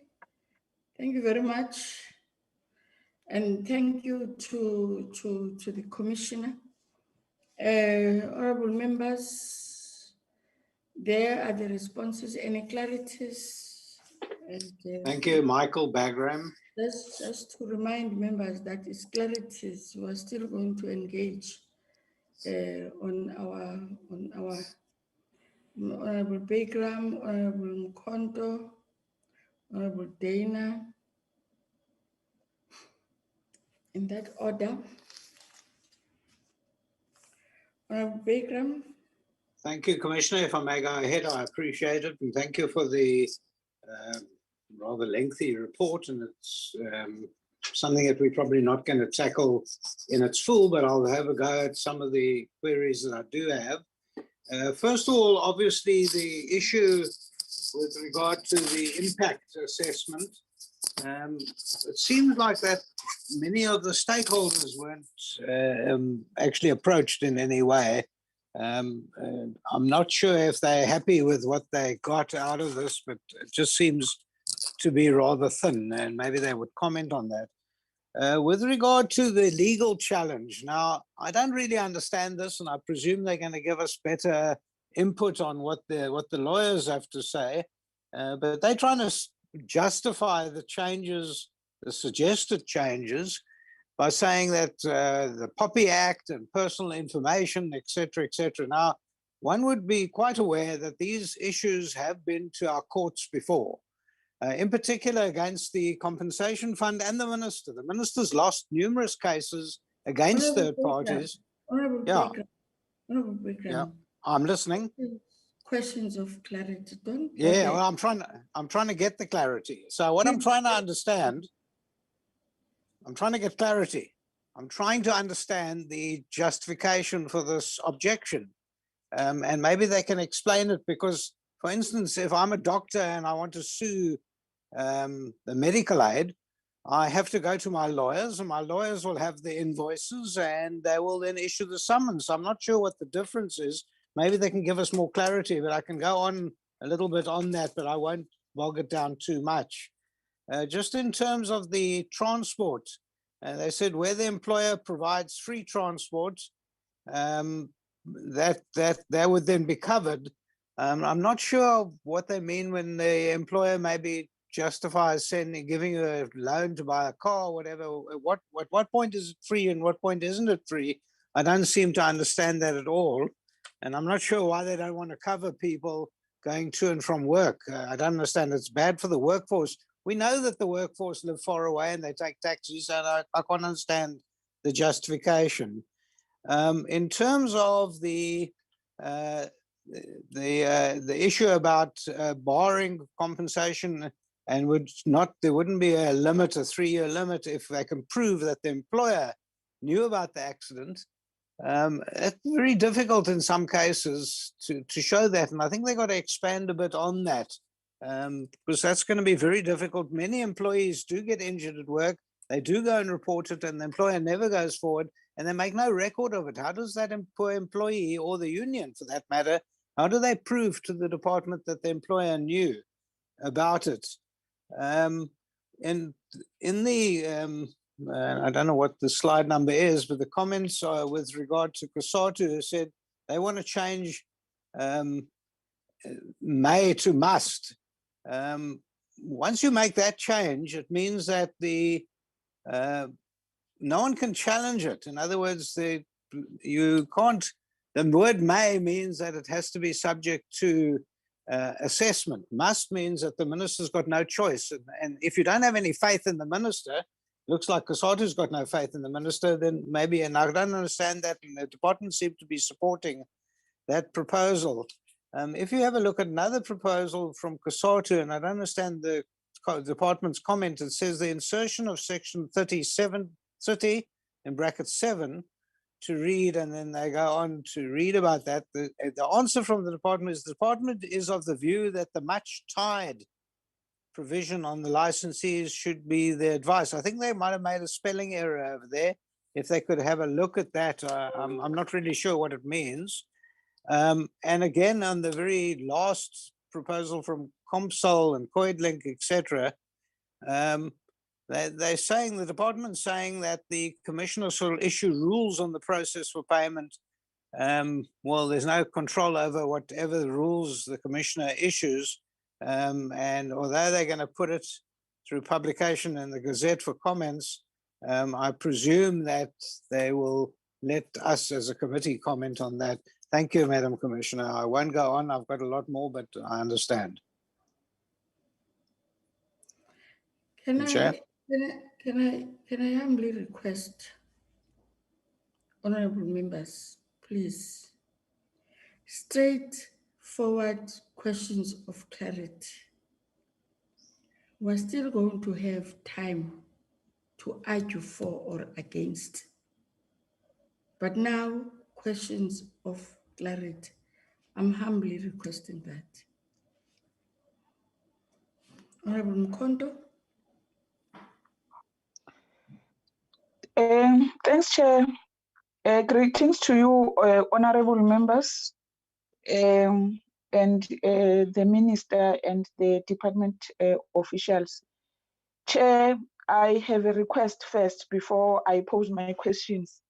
Last time I posed some few questions, and there was a question that was nearly omitted. So I will request that whilst responding to my questions, Chair, they must refer to the numbers as I will be referring to them. My first question, Chairperson, I understand what Mr. Mkhaliphi has said in the closing statement. And if it wasn't for the overview of the minister, I wouldn't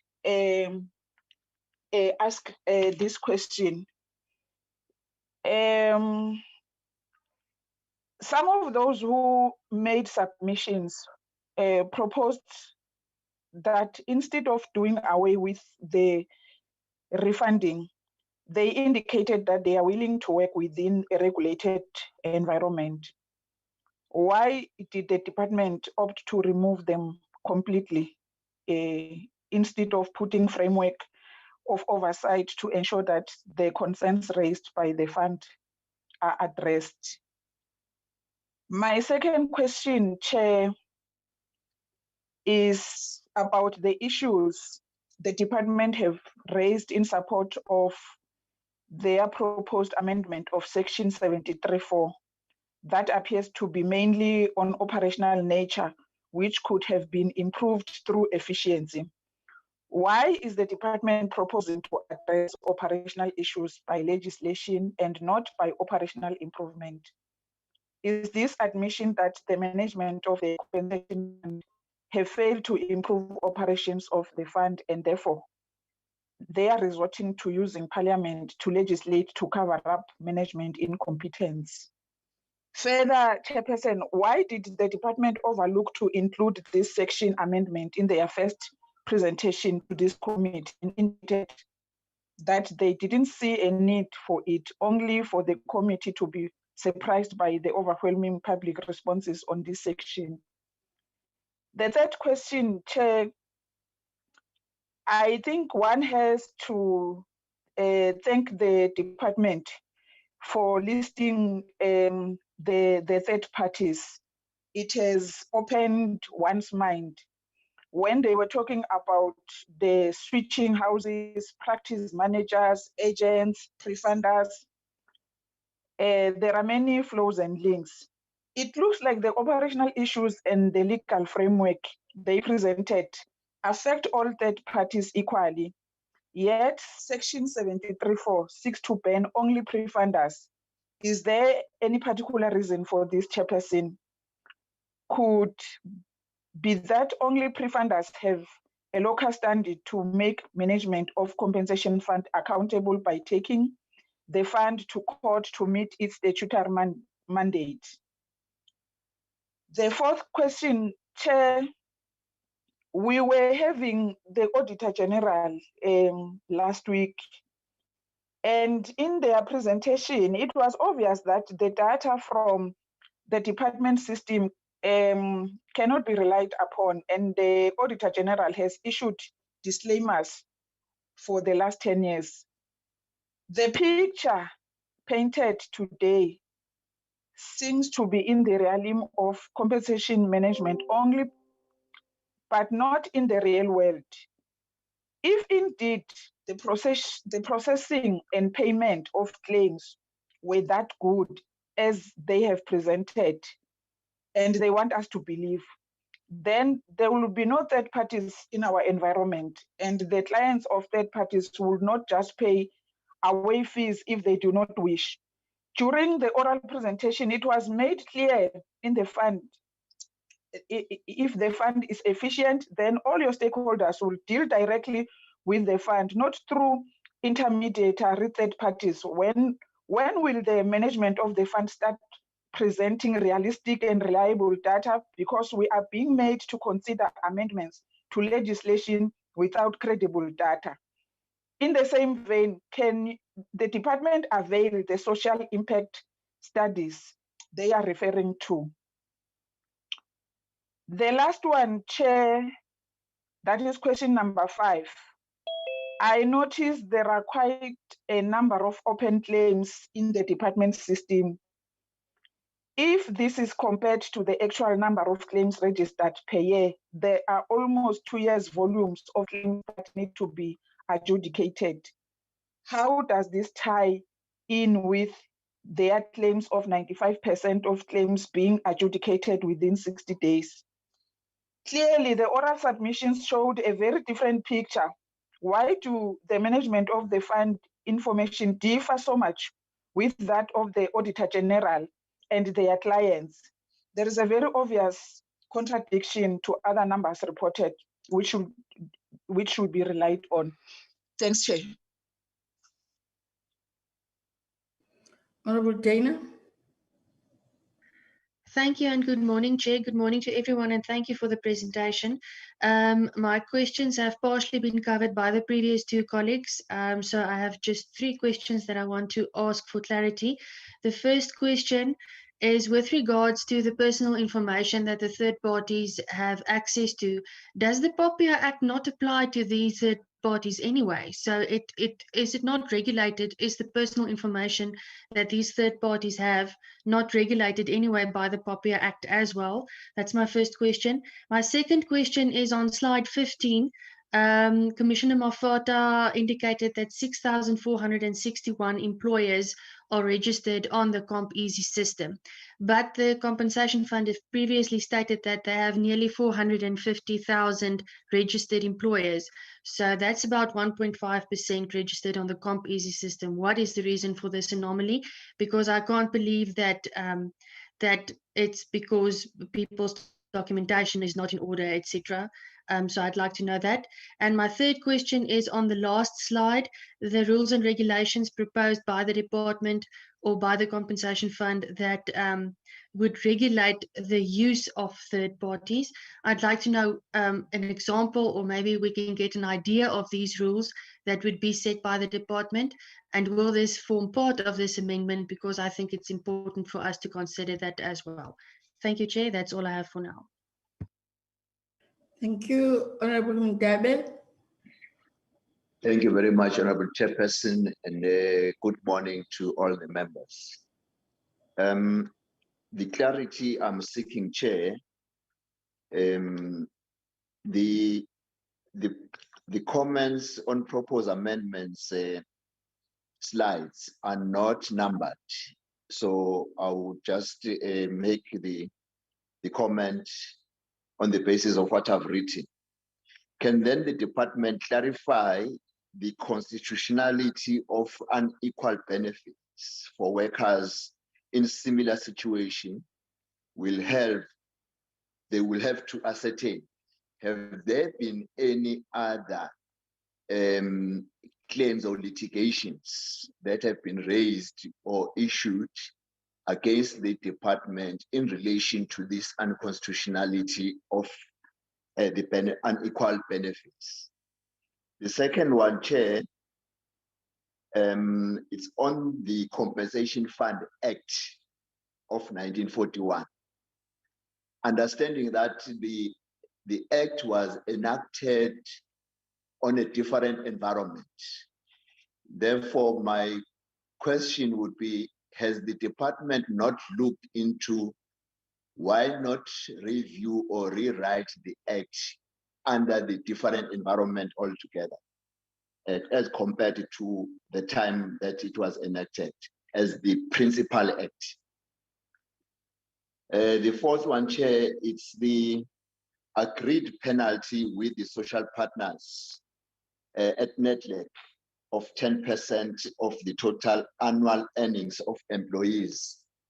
My question is on what the department's response is that of the total employees, which therefore then just stop at that. It does not then clarify whether the 10% is for the total employees that were involved in the accident, or is the total workforce of that particular company. If they can clarify that part for me. The last one, Chair, is on the last slide. If the department can clarify the difference in terms of the rules that would then be gazetted in relation to the confidentiality of the information of a patient, how would that reconcile? If ever there are those that would then be regulated and there are those that would not be allowed at all in the system. Thanks, Chair.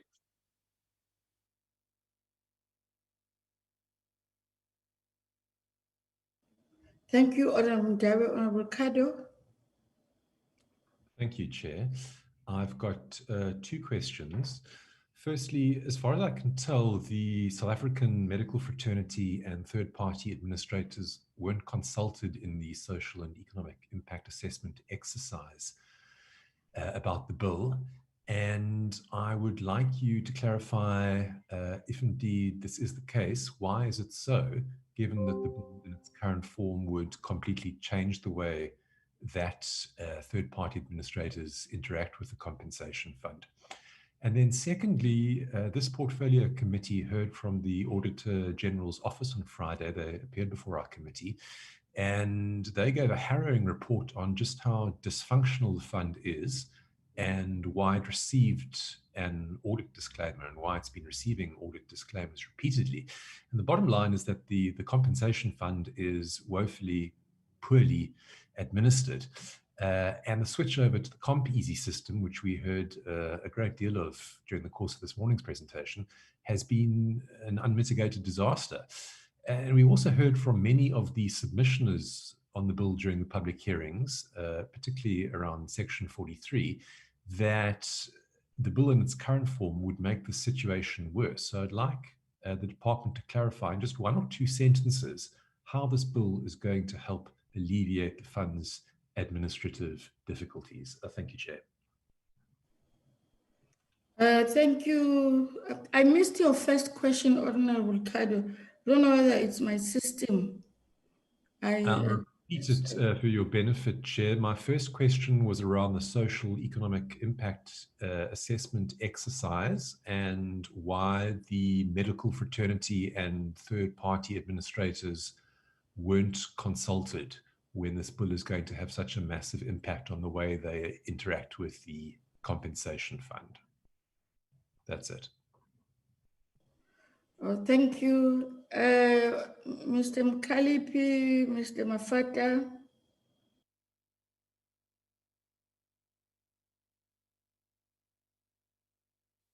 DG, any from the department? Mr. Mkalipi? I think the first thing that we need to explain, and some of these questions will fall away on the basis of this. The last slide, we indicate, if the committee and the members accept the proposal that we're making in the last slide that says an enabling provision must be made to allow the introduction of regulation and also to allow the registration of all third parties that interact with the fund, that intersect with the fund. Then the proposed section 73(4) as it stands in the bill will fall away. That's the first thing that we need to understand. The implication of that proposal is that instead of, as the word that was used, banning any third party, the proposal of the slide is that then an enabling provision be created in the law that will allow first two things. One, the registration of all the organizations that want to interact with the fund as third parties. That's the first thing. They need to register with the fund. Secondly, that then the minister must be able by regulation to publish the condition of registration and what will be needed for them to register with the fund. Obviously, if members of parliament want to have the sight of those regulations, they can have the sight of regulation. But that's what the intent of the last slide that is being proposed, that instead of then banning, I don't want to use the words banning anybody, only any third party, you will allow all of them to operate as long as they operate within the parameters that will be published. As members would know, all regulations that are published are introduced, are published for public comment. Nothing prevents the members of parliament saying that they want to have sight of the regulation that will be put on the table, and so that they can see what will be in the regulation. It's going to be very difficult sitting here to say, well, this is what the regulation will say. We can't give those answers and say this is what the regulation will say. The regulation will be published, and I say, as members, if the members want to see sight of that regulation, then they can make that request and make that decision, and they have sight of it, of the regulation. But most of the questions that are asked on the basis of the current position of the bill, disregarding what we're saying in the last slide of in terms of section 73, for what we say enabling provision. That's the first issue that I wanted just to explain, so that some of the questions that you're asking that are about the third party interaction are dealt with it here. We're dealing with them on those bases. Now, on the issue raised by Honorable Bagrin on the issue of saying that the fund must pay all transport. Now, the issue raised by the Mineral Council here is that we must amend the section dealing with transport and have the word that they are raising that the fund must pay for any transport arranged by the employer. The current legislation says that we pay for an injury that has occurred in a transport that is involved in furtherance of the business of the employer. Now, we make the example that we're making about people traveling. It's not what the law talks about. We're making an example. If you say the terminology there should read arranged instead of furtherance of the business of the employer, is that you've got the unintended consequences of the fund having a liability on any accident that has taken place that has been arranged by the employer. And we're making an example of somebody who the employer has arranged the transport to go home for whatever reason, or to go wherever they want to go. In the transport, they are not furthering the business of the employer. And that's the issue that and we don't think that it will be viable for the fund to be paying for any transport. And we're making an example of people who are using their own transport through the arrangement of the employer, like a car allowance, a car subsidy that they drive themselves. And we agree that in a transport, and we made an example of the construction industry, where the company pick up employees, put them in the truck, whether that's safe or not safe, we don't want to talk about that at this stage, put them in the truck, and they are involved in an accident. Now, whether they are going home or they are going to the construction site, if they get an accident, they are regarded as being covered by the law as it is. And that's the example that we are making. And we say the same apply in the farming sector, where a farmer goes up, pick up workers at a spot, and then take them to the farm. On the way to the farm, they're involved with an accident, they'll be covered by the law. But the notion that the fund must cover every transport that an employee is traveling in to work, whether that is controlled by the employer or not controlled by the employer, we don't think that notion is viable for the fund. Although we're not saying that the employer should not be responsible for payment in the transport that the fund has provided. The issue of regulation that is raised by Honorable Mkonto, that they are raising that the regulation, how will the regulation work? As I've said, I've answered this issue. At this stage, we are not going to be able to say, this is how the regulation will be, this is how it will read, until we have this enabling provision that allowed that, and the members could ask the regulation to be presented. They could have a side of the regulation. On the issue of the socio-economic impacts assessment, that was provided to the members after the first presentation that we had here. A copy was given to the secretary. The secretary, we understand, that has given to all the members of the committee. Whether the socio-economic impacts assessment is covering all the areas that the members would want to cover. And that's why we are explaining how the socio-economic impact assessment works. The Department of Monitoring and Evaluation give all departments the same template in terms of what are the issues that need to be in the socio-economic impact assessment. And we input the information and provide it to them, and they pass the social impact study, or they fail it. But it's not, we don't decide whether is it proper or not proper. We provide the information, we give it to them, they issue the certificate.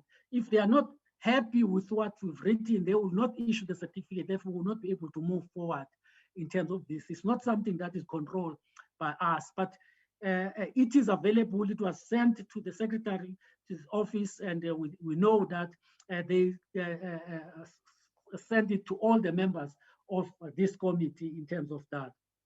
Now, on the issue of whether the members who are affected, who commented here, were consulted, in the consultation process, NEDLEC represent all business.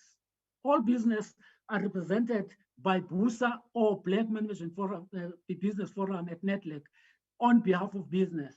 That consultation took place. In the public hearing, we call everybody concerned to come in and make their input. We don't call in specific individual parties. We call everybody that will be affected by the legislation.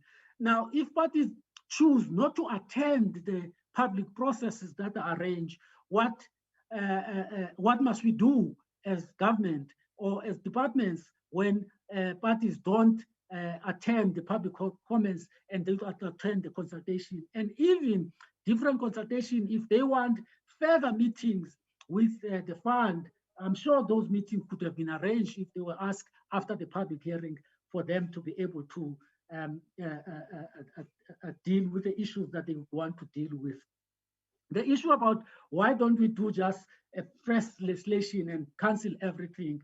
Well, you've got two options in terms of legislation. You could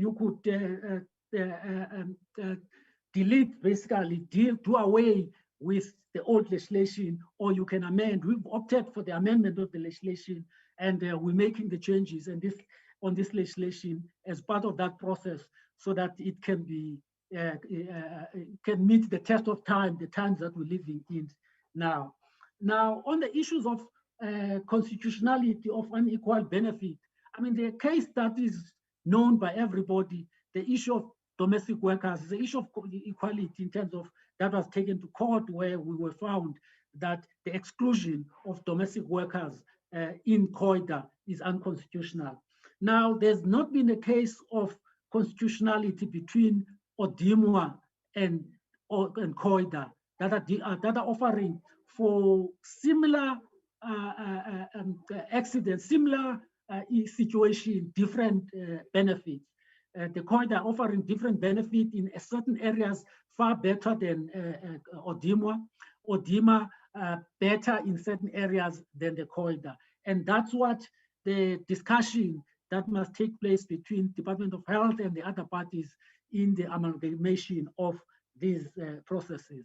Now, on the issue of the 10%, the 10% is not the 10% of the wage of the employee that has been injured. That is in the bill. The bill talk about the 10% of the overall, basically, the declaration that has been made by the employer. Remember, the employer on an annual basis declare to the fund that I employ, this is my the total amount of money that I pay on my employees, all my employees. I have got 1,000 employees and I pay R1 million for them, all of them. And that will be that 10%, not the 10% of the employees that have been injured. That's why when I was raising this issue, explaining it, that we believe that the penalty should be reasonable enough to make employers do the right thing, and it should not be high so that it affects the profitability of employers. And I'm sure the commissioner can add. Mr. Mafata? Thank you, Chair. Just one or two things, Chair. Mr. Mkhaliphi has covered the majority of the issues. I think maybe going back to the issue of transportation of workers. So we know that in South Africa, we have many social security instruments. The COID legislation is just one of them. And COID does not cover all instances of income relief as a form of social security. So where a person gets involved in a motor vehicle accident, if it was not in furtherance of the employer's business, it does not necessarily mean that that person doesn't have social protection cover, because we have the Road Accident Fund, which has been established to be able to cover such incidents. So people are not left without any social security whatsoever. That's what I should just emphasize that. So the issue that was raised by Honorable Mkonto on the operational issue. So the point we're trying to display here is that we have a legal problem, which if it's not addressed, it has unintended consequences operationally, right? The legislation by itself is meant, the primary beneficiary of the COID legislation is meant to be the injured worker. Yet with the way things are working, the injured worker doesn't seem to be the primary beneficiary, because the primary beneficiaries become somebody else, and they are just an afterthought in the value chain. And that's the issue that these amendments are seeking to correct. I think the other issues Mr. Mkhaliphi has spoken about, maybe just the last issue on the constitutionality and the COIT, the Compensation Act of 1941. In 1993, when the current COIT legislation was enacted, so there was a modernization process to try and bring in the COIT legislation in line with the ILO standards, as well as making sure that all other excluded forms of workers are incorporated in the COIT legislation. That's when we moved from the Workmen's Compensation Act to the Compensation for Occupational Injuries and Diseases Act. There is indeed scope for further improvements as well as things evolve in the labor market, and I'm sure that's something that the department will continuously look at. The issue of constitutionality. So the input that was made by the Mineral Council was that novice workers, which are those workers who are entering the mining sector for the first time, such workers should not be covered under ODIMO, but such workers should enjoy their cover under the COIDA legislation. So the issue of constitutionality that we're bringing to the fore is that you would have workers working in the same sector who, when they get injured or suffer an similar occupational disease, they would then be subject to different type of benefits, because the benefits that a non-novice worker would get under ODIMA would be different to the benefits that a novice worker would get under COIDA for the same injury. So I think the other issues, Chair, Mr. Mkhaliphi has responded to. Thank you very much. Thank you. Thank you very much, Mr. Mafata, Commissioner Mafata, and Mr. Mkhaliphi. We will, as we have said initially, that this process is a process that is going to, as we move forward, we are still going to interact now as the committee. We will indicate dates, because remember that we are rising on Friday, and we will then be back in August, and therefore we will then have to apply to have these sittings, because it's the time that will be on a constituency period, but we can't just wait and not do the work. In fact, that it is the work of the bill. We're dealing with the legislation, so we'll have to juggle in between. We will make that application, and we will then communicate with the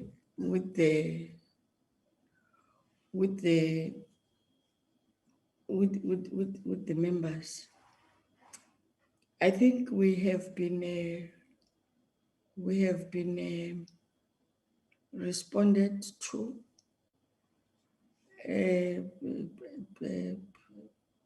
I think the small error that, which it's small but it's very important, that DG documents are to be numbered. So that was one member, I think it was Honorable Mdabe, said he's going to speak on a document that unfortunately is not numbered.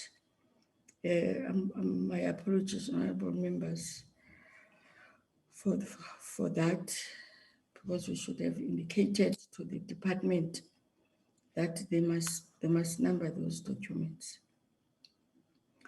I don't know whether DG, is there anything you would like to maybe to clarify further in terms of in terms of the responses that have been given. Is the teacher still with us? Yes, Chair. I'm still with you, Chair. Yes. Okay. Thanks, Chair. Just 2 points, Chair. Both Mr. Mkalipi and Mr. Mafata touched on these 2 things. One was on the the issue of the issue raised by mineral councils with regards to the novice mine workers. I just want to give a context to this. There was a cabinet decision that was taken years ago. If I remember well, it was in 1999, where there was a decision that we need to integrate the occupational health and safety competencies and the compensation fund competencies. So we were mandated to start the process, which we duly started. And there was a proposed bill which was supposed to provide a framework for the integration of these competencies that I've mentioned. However, the process was stopped in 2009, and over the years, it has been resuscitated and stopped for a number of reasons.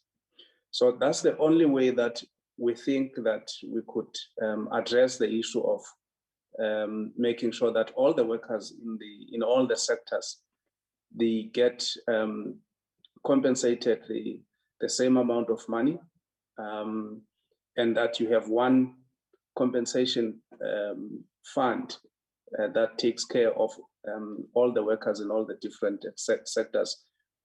Although you'll still have the mutuals to cater for different sectors if they have been licensed to do so.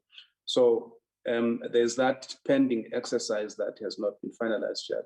I was just raising it to bring context to this, because if you bring it now and you put it in the compensation fund and you have not addressed the other issues that that are creating quite a lot of challenges, not only in the compensation fund, but in the ODIMWA as well, you're not addressing the problem. You're just peppering over the cracks. The second point I want to raise, Chair, is the question I want to talk to is a question raised by Honorable Kado with regards to the comments made by AG. And I think the AG in their report, they made it clear that their audit findings were related to 2019 financial year. And they were in no way a reflection of what is, or the operation of the new system, COMEASY. So everything that is in that audit finding has to do with umehluko, the inefficiencies that were umehluko, the control deficiencies that were on umehluko, not the COMEASY. COMEASY is a different system, and AG has not yet expressed an opinion in terms of the adequacy of the controls that have been developed, that have been put on the system. So this bill, will it improve the administration of the fund? Certainly it will, especially if the issues that were raised by Commissioner Mafata are addressed. If they're addressed, it will help us in making sure that we have a compensation fund that works according to the rules, and rules that are applicable not only in the compensation fund, rules that are applied by all medical aids. And we're just finding it very strange that when we apply the rules as government, the rules are frowned upon, and yet when it's a private sector, everybody abide by the rules. Because you can't just allow anybody to transact on your system without, without putting those proper rules. But most certainly for us, it will help us to make sure that whoever submits a claim, that claim, if we've accepted liability, the claim will be processed. If no liability has been accepted, the claim will not be processed, and we will not pay invoices that are not as a result of a claim that has been accepted by the fund. So these are the challenges that we had with the previous system, as mentioned by the commissioner, that service providers will just submit these things because there were no proper control in the system. And now that we're putting these controls, it seems to me that everybody is crying foul that they will not have a free access to the system as they had. We just want to say we want to work with everybody, but we must work within the rules that are applicable, not only applicable to the fund, but to the sectors that are in the space that we operate in as a compensation fund. Thank you very much, Chair. Thank you very much, DG. There are two guests that they didn't introduce themselves. I only see them now. It's Miss Angie Richardson. From which institution you're coming from, ma'am, or company? Madam Chair, I'm from IWAG. We presented earlier with the public submissions. And Mr. Brian Pivo? From WCA Workers' Compensation Assistance, Madam Chair. Workers' Compensation Assistance, oh, okay. No, thank you very much. I don't know whether the minister is back. I see DM, any closing remarks? I'm there, Chair. Minister, thank Yes, you. I was going to say the minister will do that. Oh, I didn't see him. Okay. All right, Minister. Thank you very much, Chair, and thanks for the inputs. But I thought that, Chairperson, I must just respond to two issues. The first one, in fact, it's mainly from Honorable Ricardo, that the medical aid or the relevant sector, they were not consulted on this matter. And I think Mr. Mkalipe put it very well, that we consulted the level of NETLEC. And what normally happens on this consultation at NETLEC, which remains a very important forum, whenever there are issues affecting a particular sector, the party or parties to NETLEC would constitute their delegation in such a way that they ensure that relevant people from the affected sector are part of those discussions. We've been discussing a number of sectoral issues, and the social partners would bring the relevant people. If they do not bring the relevant people, it's up to them. But NETLEC is there for all these consultation, and we think that is the most inclusive. That's the first one. And we hope that people at NETLEC, they are not representing their targets. They are representing constituencies who are affected by the issues. The second issue, Chairperson, that the fund is poorly administered, and the bill in its current form will make the situation worse.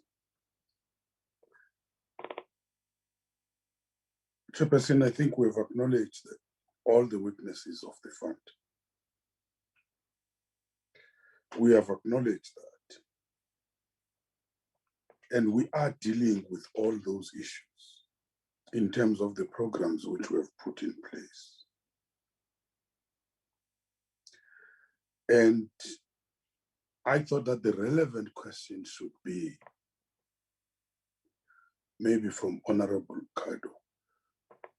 What are you doing with those weaknesses identified?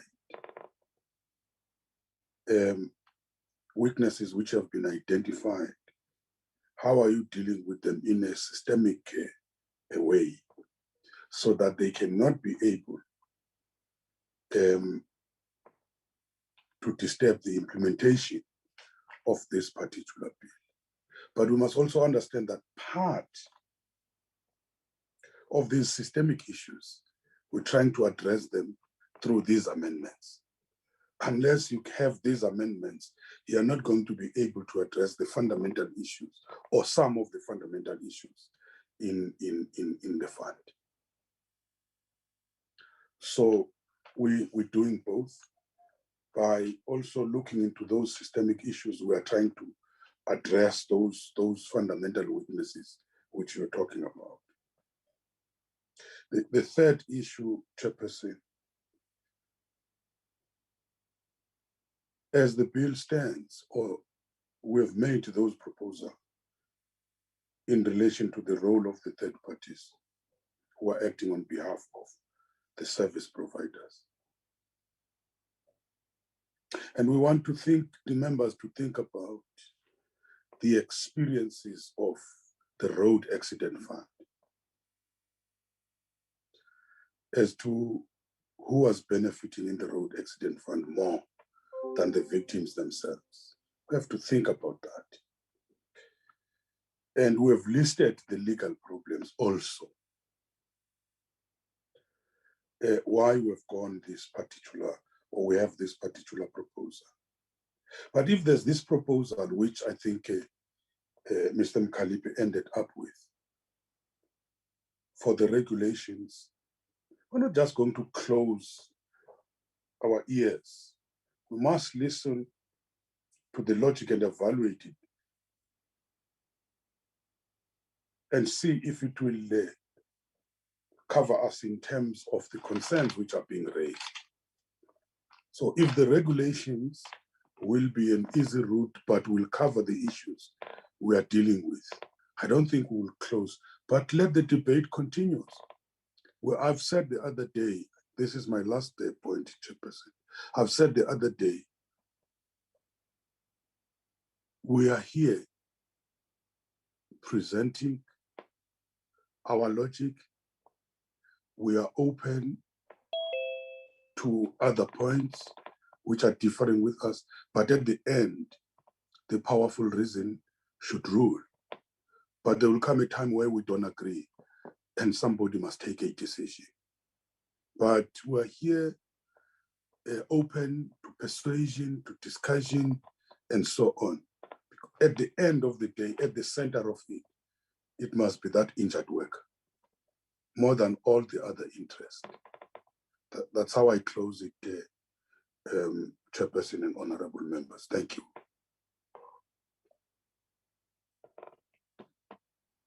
Thank you, Minister.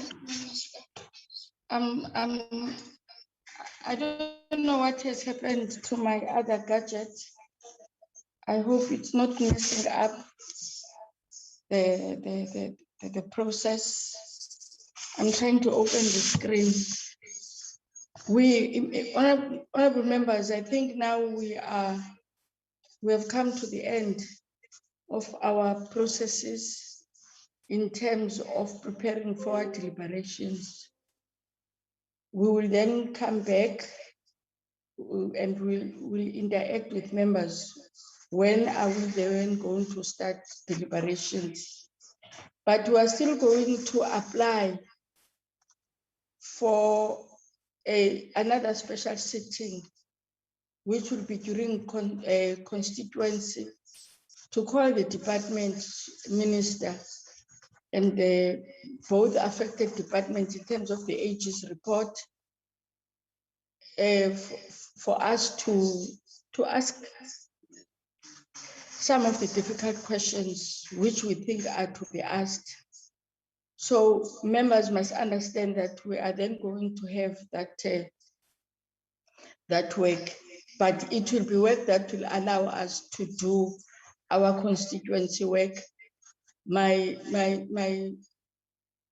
humble plea and my solemn prayer is that we do that now that we are starting, so that by the end by the beginning of July and August, we are to be focusing onto our constituency work.